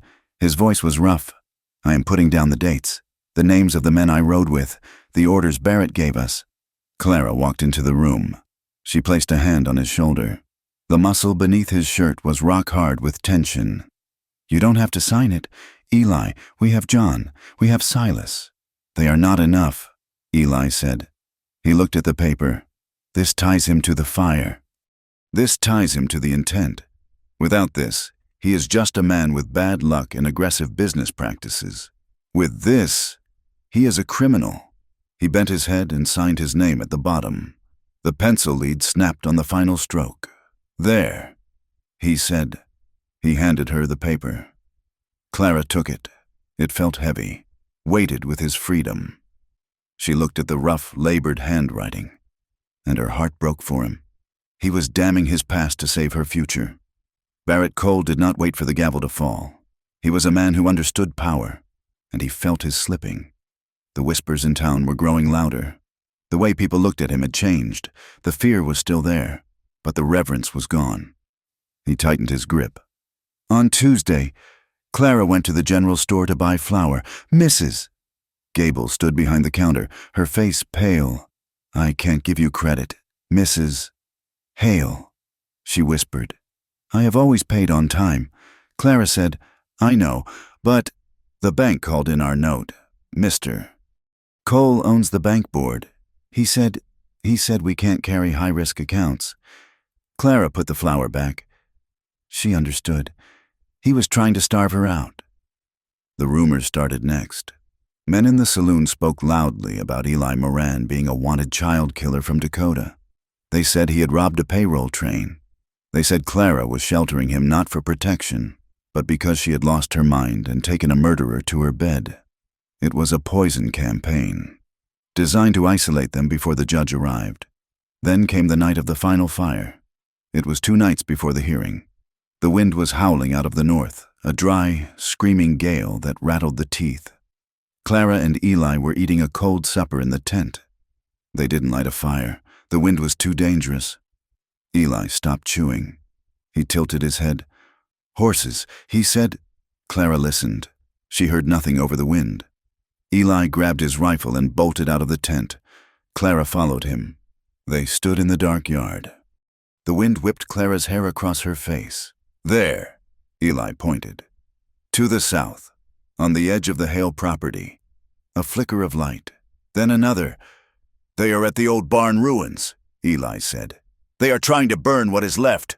"Why?" Clara shouted over the wind. "It is already destroyed."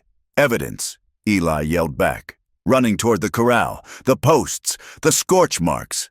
"If they burn it all to ash, there is nothing for the judge to see. And they are hoping to draw us out." They mounted the horses without saddles, grabbing only bridles and rifles. They rode hard, the horses' hooves drumming a frantic rhythm on the hard-packed earth. The glow ahead grew brighter. The wind was fanning the flames, driving them across the dry grass toward the creek bed. As they neared the ruins, a shot rang out. Ping! A bullet struck the ground near Daisy's hooves. "Get down!" Eli screamed. They slid from the horses, using the animals as cover. 3 men were positioned near the burning remains of the barn. They were silhouettes against the orange glare. They were firing blindly into the dark, suppressing any approach. Clara's heart hammered against her ribs. She pressed her cheek against the stock of the rifle. This was not a warning shot. This was war. Eli moved to her left. "Stay here," he ordered. "Keep their heads down. I'm going to circle the flank." He disappeared into the shadows, moving low and fast like a wolf. Clara took a breath, steadied her aim, and fired. She didn't aim to kill. She aimed at the wood pile the men were using for cover. The wood splintered, and the men shouted, ducking lower. She fired again and again. The recoil bruised her shoulder, but the rhythm of it kept her from panicking. From the darkness on the left, chaos erupted. Eli hit the line. He didn't shoot. He tackled the nearest man, slamming him into the dirt. The gun flew from the man's hand. They rolled in the dust, punching and grappling. The other 2 men turned to fire at Eli, but Clara unleashed a rapid volley, forcing them back. The fire was growing. The wind was pushing it fast, wrapping around the perimeter. The dry sagebrush caught with a crackling roar. Suddenly, the world seemed to close in. The flames jumped the firebreak, encircling the combatants. Smoke billowed, thick and choking. In the swirling confusion, Clara saw a 4th figure. He was on horseback, separated from the others. He was holding a torch. It was Barrett Cole. He was shouting orders, his face twisted in a rictus of hate. "Burn it all! Leave nothing!" He saw Eli wrestling in the dirt. He saw Clara behind the log. Barrett spurred his horse forward, raising the torch. He intended to throw it into the heavy timber of the fallen house, to create an inferno that would consume them all. "Barrett!" Eli screamed, breaking free from his opponent. "Stop!" Barrett didn't stop. He wound up to throw. But the wind, the relentless, scouring wind of the high plains, made its judgment. As Barrett threw, a violent gust caught the torch. It didn't fly forward. It flared backward, a tongue of fire wrapping around Barrett's arm. The oil-soaked sleeve of his expensive coat caught instantly. Barrett screamed. The horse panicked, rearing up and throwing him. Barrett hit the ground hard. The fire spread across his back, feeding on the wool and the oil. He scrambled up, shrieking, batting at the flames that were eating him alive. The fighting stopped. The hired men froze, watching their boss turn into a pillar of fire. Eli scrambled to his feet. His instinct, the instinct of a man who had spent his life saving things from fire, kicked in. He ran toward Barrett, pulling off his own coat to smother the flames. "No!" Clara scrambled over the log. She ran to Eli and grabbed his arm. Jerking him back, Eli looked at her, wild-eyed. "He is burning. Let him burn," Clara said. Her voice was not loud, but it cut through the roar of the fire. Her face was illuminated by the flames, hard as granite. She held Eli back. She watched the man who had ordered the death of her husband and son writhe in the justice of his own making. Barrett's men finally broke their paralysis. They rushed forward, dragging their screaming boss away from the fire, rolling him in the dirt to extinguish the flames. They hauled him, smoking and moaning, toward the horses. They fled. They threw Barrett over a saddle and galloped into the night, leaving the fire to rage behind them. Sheriff Finch and a posse of townsfolk arrived 10 minutes later. They found Clara and Eli beating out the edges of the fire with saddle blankets, their faces blackened with soot, standing amidst the ruins of a battle that had finally burned itself out. The next day, Judge Holloway arrived. He rode into Dry Creek in a carriage covered in dust, a tall man with a face like a carved cliffside and eyes that missed nothing. He found a town that had been stripped of its illusions. The story of the night before had traveled like the fire itself. Everyone knew. Barrett Cole had tried to burn them out and had set himself ablaze. The aura of invincibility that had surrounded the cattle baron was gone, replaced by the smell of burnt wool and failure. The courthouse was a small, stifling room packed to the rafters. Every bench was full. People stood along the walls. The air was hot and smelled of sweat, tobacco, and fear. Clara sat at the plaintiff's table. She wore her best black dress.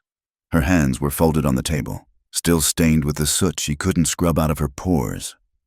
Eli sat beside her. He looked uncomfortable in a clean shirt Finch had lent him. He kept his eyes on the floor, his body tense, waiting for the blow he knew was coming. Sheriff Finch stood by the door, his shotgun in the crook of his arm. Judge Holloway banged his gavel.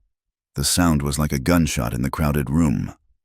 "This court is in session," the judge boomed. "We are here to hear the complaint of Clara Hale against Barrett Cole regarding charges of arson, intimidation, and conspiracy." Barrett was brought in.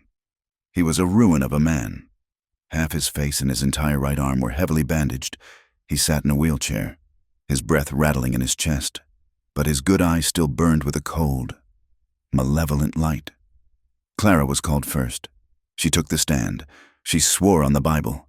She looked out at the townspeople, the women who had shunned her, the men who had mocked her. She did not flinch. "Tell us what happened, Mrs. Hale," the judge said. Clara began. She spoke of the night 2 years ago. She spoke of the smell of kerosene. She spoke of Thomas's refusal to sell. She spoke of the threats, the letters, the stable fire, and the final attack on the ranch. Her voice broke when she mentioned Henry, but she did not stop. She let the pain bleed into the room, raw and undeniable. "He wanted the land," Clara said, looking directly at Barrett. "He wanted the water, and he decided that my family was just debris to be cleared away." When she stepped down, the room was silent. The judge called Eli Moran. Eli stood up. He walked to the stand with a heavy, limping gait. He did not look at the crowd. He looked at the judge. "State your name." The judge said, "Eli Moran, Mr. Moran. You have submitted a sworn statement. Do you stand by it?" "I do. Read it." The judge ordered. Eli picked up the paper. His hand trembled slightly. He began to read. He confessed to everything. He told the court about the jobs in Wyoming. He named the ranches they had burned. He named the families they had driven out. He described the tactics, the night raids, the oil, the intimidation. A collective inhalation sucked the air out of the room. The townspeople murmured. Some glared with hatred. Others looked away in shame. He was admitting to being a monster. Eli looked up. "But the night of the hail fire, I tried to stop it. I didn't know there was a child. When I found out, I went in." He held up his scarred hands. "I couldn't save them," he said quietly. "But I know who ordered the fire. It was Barrett Cole. He paid us $50 a man. He told us to make it burn hot." He looked at Barrett. "He told us that accidents happen to people who stand in the way of progress." Barrett's lawyer, a slick man from the Capitol, jumped up, "Objection! This man is a criminal, a confessed arsonist. His word is worth nothing." "Sit down," the judge snapped. The witnesses were called. John O'Malley, shaking but defiant, testified to seeing Barrett's men. Silas Vance, sober for the first time in years, corroborated the history of Barrett's tactics. Sheriff Finch took the stand and admitted he had ignored the signs because he was afraid of Barrett's power. It was a landslide of truth. Barrett was given a chance to speak. He tried to stand, winced, and sank back. "Lies," he rasped. "All lies. I am a businessman. I built this town. These people, they are jealous. They are weak. That woman is hysterical. And that man is a drifter looking for a payout." But his voice lacked its old power. He was a burnt, broken man, and the town saw him for what he was. Suddenly, one of Barrett's hired men, sitting in the front row, reached into his coat. He saw the way the wind was blowing. He saw the sheriff looking at him. Panic took over. He drew a pistol. "Gun!" Someone screamed. Eli didn't think. He moved. He vaulted over the railing of the witness stand. He tackled the gunman just as the weapon cleared the holster. The gun went off. Bang! Sending a bullet into the ceiling. Plaster rained down. The courtroom erupted. Women screamed. Men shouted. Chairs scraped and overturned. Eli slammed the gunman's head against the floor. Once, twice, until he stopped struggling. He wrenched the gun away and tossed it to the sheriff. "Order!" the judge roared, pounding his gavel until the handle nearly cracked. "Order in this court!" Sheriff Finch and his deputies moved in, securing the gunman and surrounding Barrett. The room slowly quieted, the adrenaline leaving everyone shaking. The judge looked at Eli, who was standing over the unconscious gunman, breathing hard. He looked at Barrett, who was cowering in his wheelchair. "I have heard enough," the judge said. His voice was cold steel. "Barrett Cole, you are hereby bound over for trial on charges of 3 counts of arson, 2 counts of murder, and conspiracy. You will be transported to the territorial capital under heavy guard."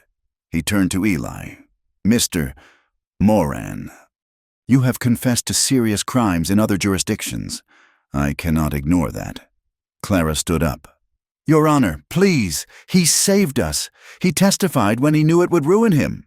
The judge held up a hand. "However," the judge continued, "this court recognizes that without your testimony and your action here today, a great injustice would have continued, and you just saved this courtroom from further violence." He leaned forward. "I am remanding you to the custody of the sheriff. I will forward your confession to the authorities in Wyoming. It will be up to them to decide if they wish to pursue extradition, but I will include a strong recommendation for leniency based on your cooperation and your actions here." He paused. "Until they come for you, you are free to remain in Dry Creek, provided you stay out of trouble." Eli nodded slowly. "Thank you, Your Honor." The townspeople filed out of the courthouse in a daze. They gathered in small knots on the dusty street, talking in hushed tones. Some shook their heads. "It would have been better to leave it be," they muttered. "Now we have no bank and a criminal living among us." But others looked at Clara Hale with new eyes. They saw the steel in her spine. They saw a woman who had faced down the devil and won. Sheriff Finch escorted Barrett to the jail wagon. Barrett looked small, shriveled by pain and defeat. He didn't look at Clara as he was loaded in. Clara and Eli stood on the steps of the courthouse. The sun was high and fierce. The wind blew dust across their boots. But for the first time in years, the air felt clean. It wasn't a parade. There were no cheers. They had won. But the cost was etched into their faces. Clara had lost her anonymity and her peace.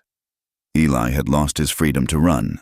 He was now tethered to the law, waiting for a judgment from a past he couldn't escape. Clara looked at Eli. He looked tired, old, and scarred. But he was standing. "What now?" she asked. Eli watched the wagon carrying Barrett disappear down the road. "Now we'd wait," he said. "We wait to see if Wyoming wants me, and if they do, then I go," Eli said. Clara reached out and took his hand. She didn't care who saw. She didn't care about the whispers. "We will deal with that when it comes," she said firmly. "Until then, we have a fence to finish." Eli looked at her.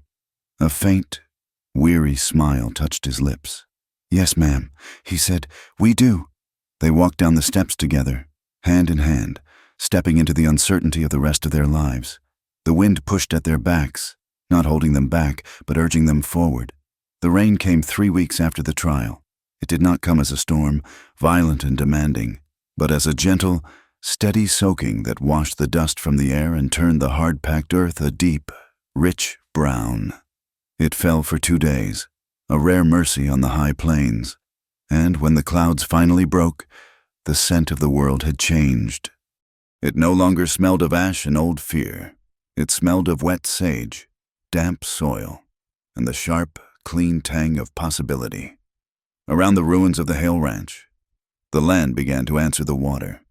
Green shoots of buffalo grass pushed up through the black scars of the burn. Wildflowers, dormant for years under the drought, unfolded their petals in defiant purples and yellows against the gray of the charred timber. The landscape was healing, covering its wounds with new life, and the town of Dry Creek began to do the same. Barrett Cole was gone. He had been transported under heavy guard to the territorial capital, a broken man in a wagon, leaving behind an empire that crumbled as soon as his iron grip was removed, without his shadow stretching across the valley. The people of Dry Creek straightened their backs. The fear that had kept them silent evaporated like mist in the morning sun. His hired men drifted away, seeking easier work in places where the law was softer, and those who stayed found that honest labor paid a wage that let a man sleep at night. Clara Hale felt the shift in the way the bell above the general store door rang when she entered. It was no longer a summons to judgment. Mrs. Gable, who had once refused her credit, now greeted her with a flushed, apologetic warmth, pressing extra ribbon into her hand and refusing payment. "I was afraid." "Clara, Mrs." Gable whispered one afternoon while measuring calico. "We were all so afraid.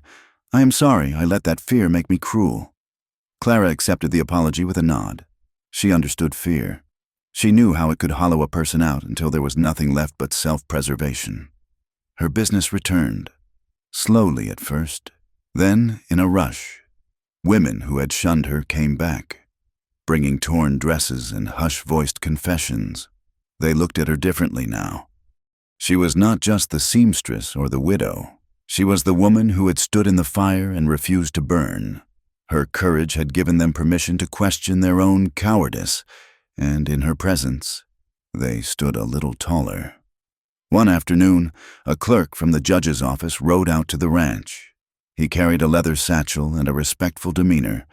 "Mrs. Hale," he said, dismounting. "I have the documents regarding the title clearing. With Mr. Cole's claims voided and his assets seized for restitution. The lien on your water rights is dissolved." He handed her a stack of papers. They were thick, official parchment, tied with a red string. Clara held them in her hands. They felt heavier than iron. They were the weight of Thomas's dream, the weight of Henry's future, finally secured. She owned the ashes, and she owned the green grass growing through them. She looked toward the bunkhouse foundation, where Eli Moran was repairing a bridle. He didn't look up. He kept his head down, working with that focused, quiet intensity that had become the rhythm of her days. Eli lived in a strange, uneasy limbo. He was free, for now. The judge had sent his confession to Wyoming, but the telegraph lines were slow, and the wheels of justice in the territories turned at their own pace. He expected the sheriff to ride out any day with shackles. He expected the town to run him out with pitchforks. Instead, he found a wary tolerance. Men nodded to him in the street, short, sharp nods that acknowledged his strength if not his character. He was the man who had burned houses. Yes, but he was also the man who had tackled a gunman in a crowded courtroom to save a judge. He was a paradox, a wolf who had turned on the pack to save the sheep, and Dry Creek didn't quite know what to do with him. So Eli stayed on the edge, working the Hale land, waiting for the other boot to drop. He slept in the bunkhouse, ate on the porch, and tried to make himself invisible. He felt the weight of Clara's gratitude like a stone around his neck. He didn't know how to be a hero. He only knew how to be a drifter, and the urge to run was a constant, itching heat under his skin. The evening the sky turned the color of a bruise healing into gold. Clara walked out to the bunkhouse to call Eli for supper. The wind was calm, the air cooling rapidly as the sun dipped below the mesas. She found the door open. Inside, Eli was not resting. He was packing. His saddlebags were thrown over the crate he used as a table. He was rolling his spare shirt, shoving it deep into the leather pouch. His few possessions, a razor, a box of cartridges, a tin of tobacco, were already cleared from the shelf. Clara stopped in the doorway. The breath left her lungs in a rush, as if she had been struck. "What are you doing?" she asked. Eli froze. He didn't turn around immediately. He finished buckling the strap on the bag before he faced her. "It is time." "Clara," he said. "Time for what? To run? To go?" he corrected. "The fence is finished. The cattle are secure. You have the deed. You don't need me anymore." Clara stepped into the room. The space was small, smelling of leather and the sagebrush soap he used. "I didn't say I didn't need you," she said, her voice tight. Eli sighed, running a hand through his hair. "Clara, look at this. Look at me. I am a waiting target. Every day I stay here. I put a mark on you. People are starting to talk again. Not about Barrett, but about us, about the widow and the outlaw. Let them talk," Clara snapped. "I won't let them drag you down," Eli said, his voice rising. "You have your reputation back. You have your life back. You deserve a clean start. You deserve a man who can walk into church without the priest gripping the pulpit in fear. You deserve better than a burnt-out hired gun waiting for the hangman." He picked up his saddlebags and moved toward the door. "I am riding out tonight. It is better this way." Clara moved faster than he expected. She stepped in front of the door, blocking his path. Her hands were balled into fists at her sides. Her eyes were blazing with a fire that had nothing to do with destruction. "You coward," she whispered. Eli flinched. "I am trying to protect you. You are trying to run," Clara shouted. "You are doing what you always do. When it gets hard, when it gets real, you saddle a horse and you disappear. You ran from Wyoming. You ran from the memories of the fire. And now you are running from me." "I am not running from you," Eli yelled back, the control finally snapping. "I am running for you. Do you think this is easy? Do you think I want to leave? Then stay. I can't." Eli dropped the bags. The crash was loud in the small room. "I look at you and I see the scars on your soul that I helped put there. I look at this land and I see the smoke. I am poisoned. Clara, I am ash. I will only make you dirty." Clara stepped closer. She shoved him. It was a hard, physical push against his chest. "Stop deciding for me," she cried. "Stop telling me what I deserve. I have spent 2 years letting men tell me what was good for me. Barrett told me selling was good for me. The sheriff told me silence was good for me. And now you are telling me that being alone is good for me?" She shoved him again. Tears were streaming down her face now, cutting tracks through the dust on her cheeks. "I can't do it again. Eli, I can't stand on this ridge and watch another person leave me. I can't walk into that empty house and listen to the wind howl and know that you are out there somewhere, drifting like a ghost." Her voice cracked, breaking into a sob. "You promised, that first night, you promised you wouldn't leave me burning. If you walk out that door, you are striking the match yourself." Eli looked at her. He saw the raw, open wound of her heart. He saw the terror in her eyes, not terror of the fire, but terror of the emptiness. He realized then that his penance was not in leaving. His penance was in the staying. It was in the daily, terrifying act of being known. "I am scared.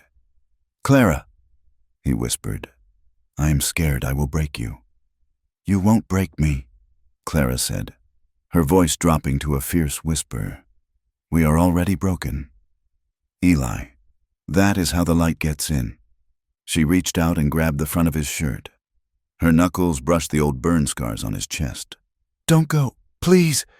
Eli looked at her hands on him. He looked at her face, upturned and pleading. The walls he had built around his guilt, the fortress of shame he had lived in for 5 years, crumbled. He dropped his head. He let out a shuddering breath that sounded like a surrender. Okay, he breathed. Okay. He stepped closer. He didn't pull away this time. He raised his hands, hesitating for a fraction of a second, and then cupped her face. His palms were rough, calloused, scarred maps of his history. Clara leaned into his touch. She closed her eyes. He kissed her. It was not like the kiss in the tent, desperate and angry. This kiss was slow. It was deliberate. It was a question asked and answered in the same breath. It tasted of salt from her tears and the metallic tang of the evening air. Eli kissed her as if she were made of glass, as if he were terrified of shattering her. But Clara kissed him back with a strength that grounded him. She wound her arms around his neck, pulling him down, anchoring him to the earth. The heat rose between them. Not the destructive heat of a wildfire, but the steady, radiating warmth of a hearth. It was the heat of survival. They moved together into the shadows of the room. The saddlebags lay forgotten on the floor. Outside, the crickets began to sing in the cooling grass, and the wind whispered through the cracks in the walls. But for the first time, neither of them was listening to the wind. They were listening to the beat of each other's hearts, loud and terrified, and alive. Later, the moon rose high and white, casting a pale square of light through the open door. They lay on the narrow bunk, tangled together under a wool blanket. Clara rested her head on Eli's chest.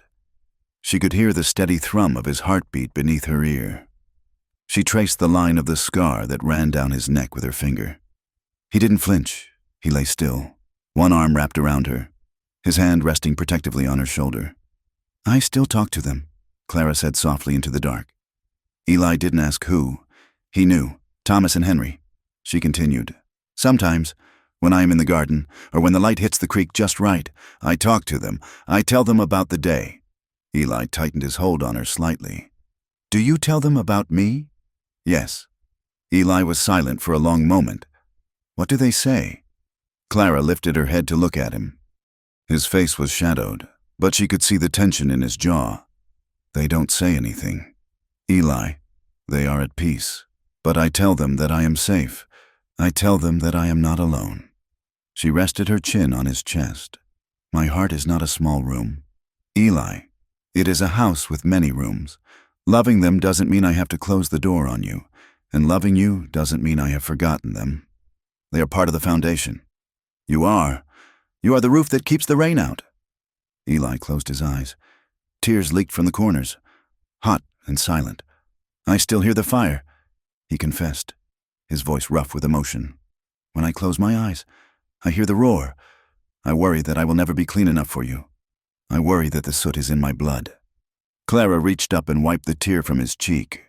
"I don't need you to be clean. Eli, I need you to be here. I need you honest. The rain washed the land, but the scars are still there. The grass grows anyway." She kissed the scar on his neck. "We grow anyway." Eli let out a long, ragged sigh. It was the sound of a burden being set down after 1,000 miles. "I'm here," he whispered. "I'm not running." The weeks turned into months, and the season turned. Summer burned itself out into a golden autumn. They rebuilt. It was slow work, done with hand tools and sweat. But the ranch began to rise from the ashes. They cleared the rubble of the main house. They decided not to build on the old foundation. That ground belonged to the past. Instead, they laid new stones 50 yards to the west, on a rise that overlooked the creek. They worked side by side, under the relentless midday sun. Eli dug post holes for the new pasture fence. He worked without a shirt, his scars exposed to the air and the light. He swung the post hole digger with a rhythm.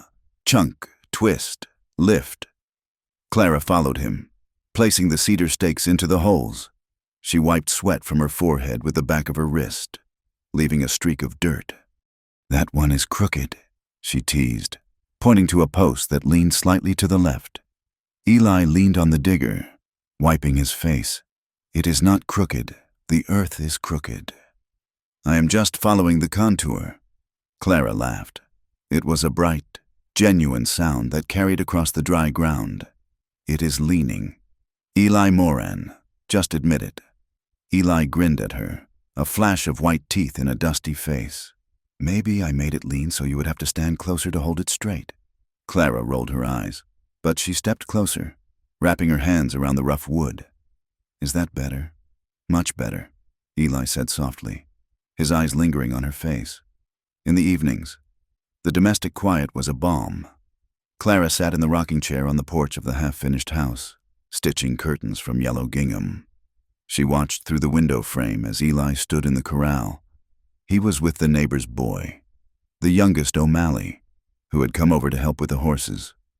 The boy was skittish, still traumatized by his own house fire, but he looked at Eli with hero worship. Eli was teaching him to saddle Daisy. He moved with infinite patience, his large, scarred hands guiding the boy's small fingers over the buckles. He spoke low and encouragingly. Clara saw the boy laugh, and she saw Eli smile back. It was a moment of pure grace, the man who thought he was a monster teaching a child how to be gentle. They ate their meals on a crude bench under the vast, star-filled sky. The wind was gentler now, carrying the smell of wood smoke from their own chimney and the scent of curing hay. One night, deep in the darkness of November, the wind shifted. It blew smoke down the chimney, filling the small temporary cabin with a sharp, acrid smell. Clara bolted upright in bed. Her heart hammered a frantic rhythm against her ribs. The smell triggered the panic instantly. She was back in the burning house. She was back in the stable. She was trapping, choking. "Fire!" she gasped, scrambling to get out of the blankets. Eli was awake instantly.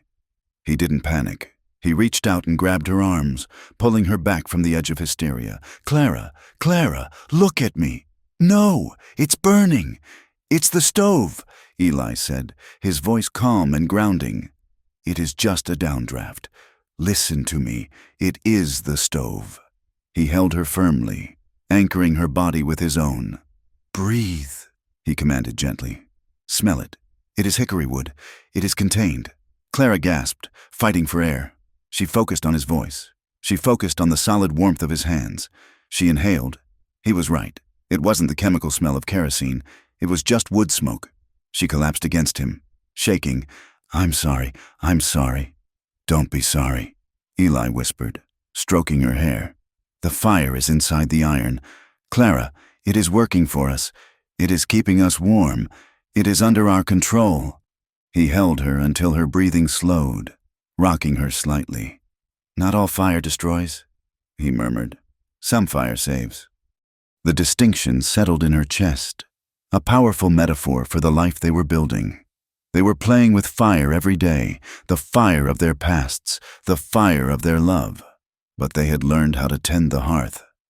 On the morning of the first frost, exactly 1 year after the stable fire, they walked up to the high ridge above the ranch. The dawn was breaking, washing the plains in a light so pale and pure it looked like milk. The frost coated the sagebrush in silver. Below them, the ranch was waking up. Smoke curled lazily from the chimney of the new, small cabin. The horses were grazing in the fenced pasture. The scars of the old fire were still there, black patches on the earth, but they were broken up by the gray-green of winter wheat and the gold of the dormant grass. Clara shivered in the cool air. She wrapped her shawl tighter. She remembered standing here with a heart full of ash. She remembered the night outside the burning stable, grabbing a stranger's coat and begging him to save her. "I asked you not to leave me burning," she said softly. Eli looked at her. He stood with his hands in his coat pockets, looking out over the land he had helped reclaim. "I remember," he said. "I meant it differently then." Clara said, "I meant the grief. I meant the memory of the flames." She turned to face him. Her eyes were clear, reflecting the morning light.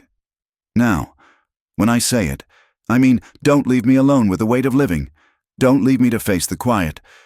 Eli took his hand out of his pocket. He reached out and pulled her collar up against the wind. "I am done running. Clara," he said. His voice was rough, but it was solid.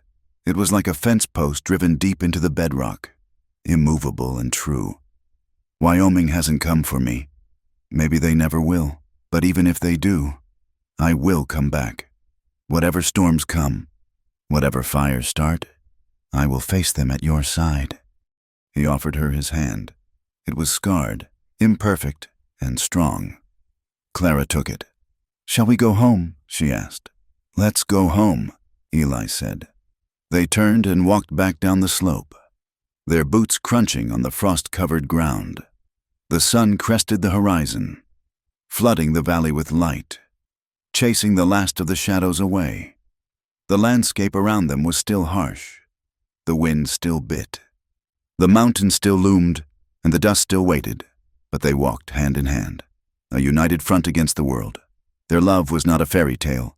It was forged in tragedy, tested by prejudice, and scarred by fire, but it burned steady and true, a flame that warmed instead of devoured, proof that even in a world built on loss, something enduring could rise from the ashes. Thank you for listening to the story of Clara and Eli in Please Don't Leave Me Burning. It has been a journey through the smoke and dust of the American West, exploring how love can grow even in the most scorched earth. I would love to hear from you. Please comment below and tell me where you are listening from. It is always fascinating to see how far these stories travel. If you enjoyed this tale, please consider subscribing to From Wild West for more stories of grit, survival, and romance on the frontier. Share your thoughts in the comments. Did you think Eli would stay? Do you think they found peace? I look forward to reading your insights. Until next time, keep your fires bright and your fences strong.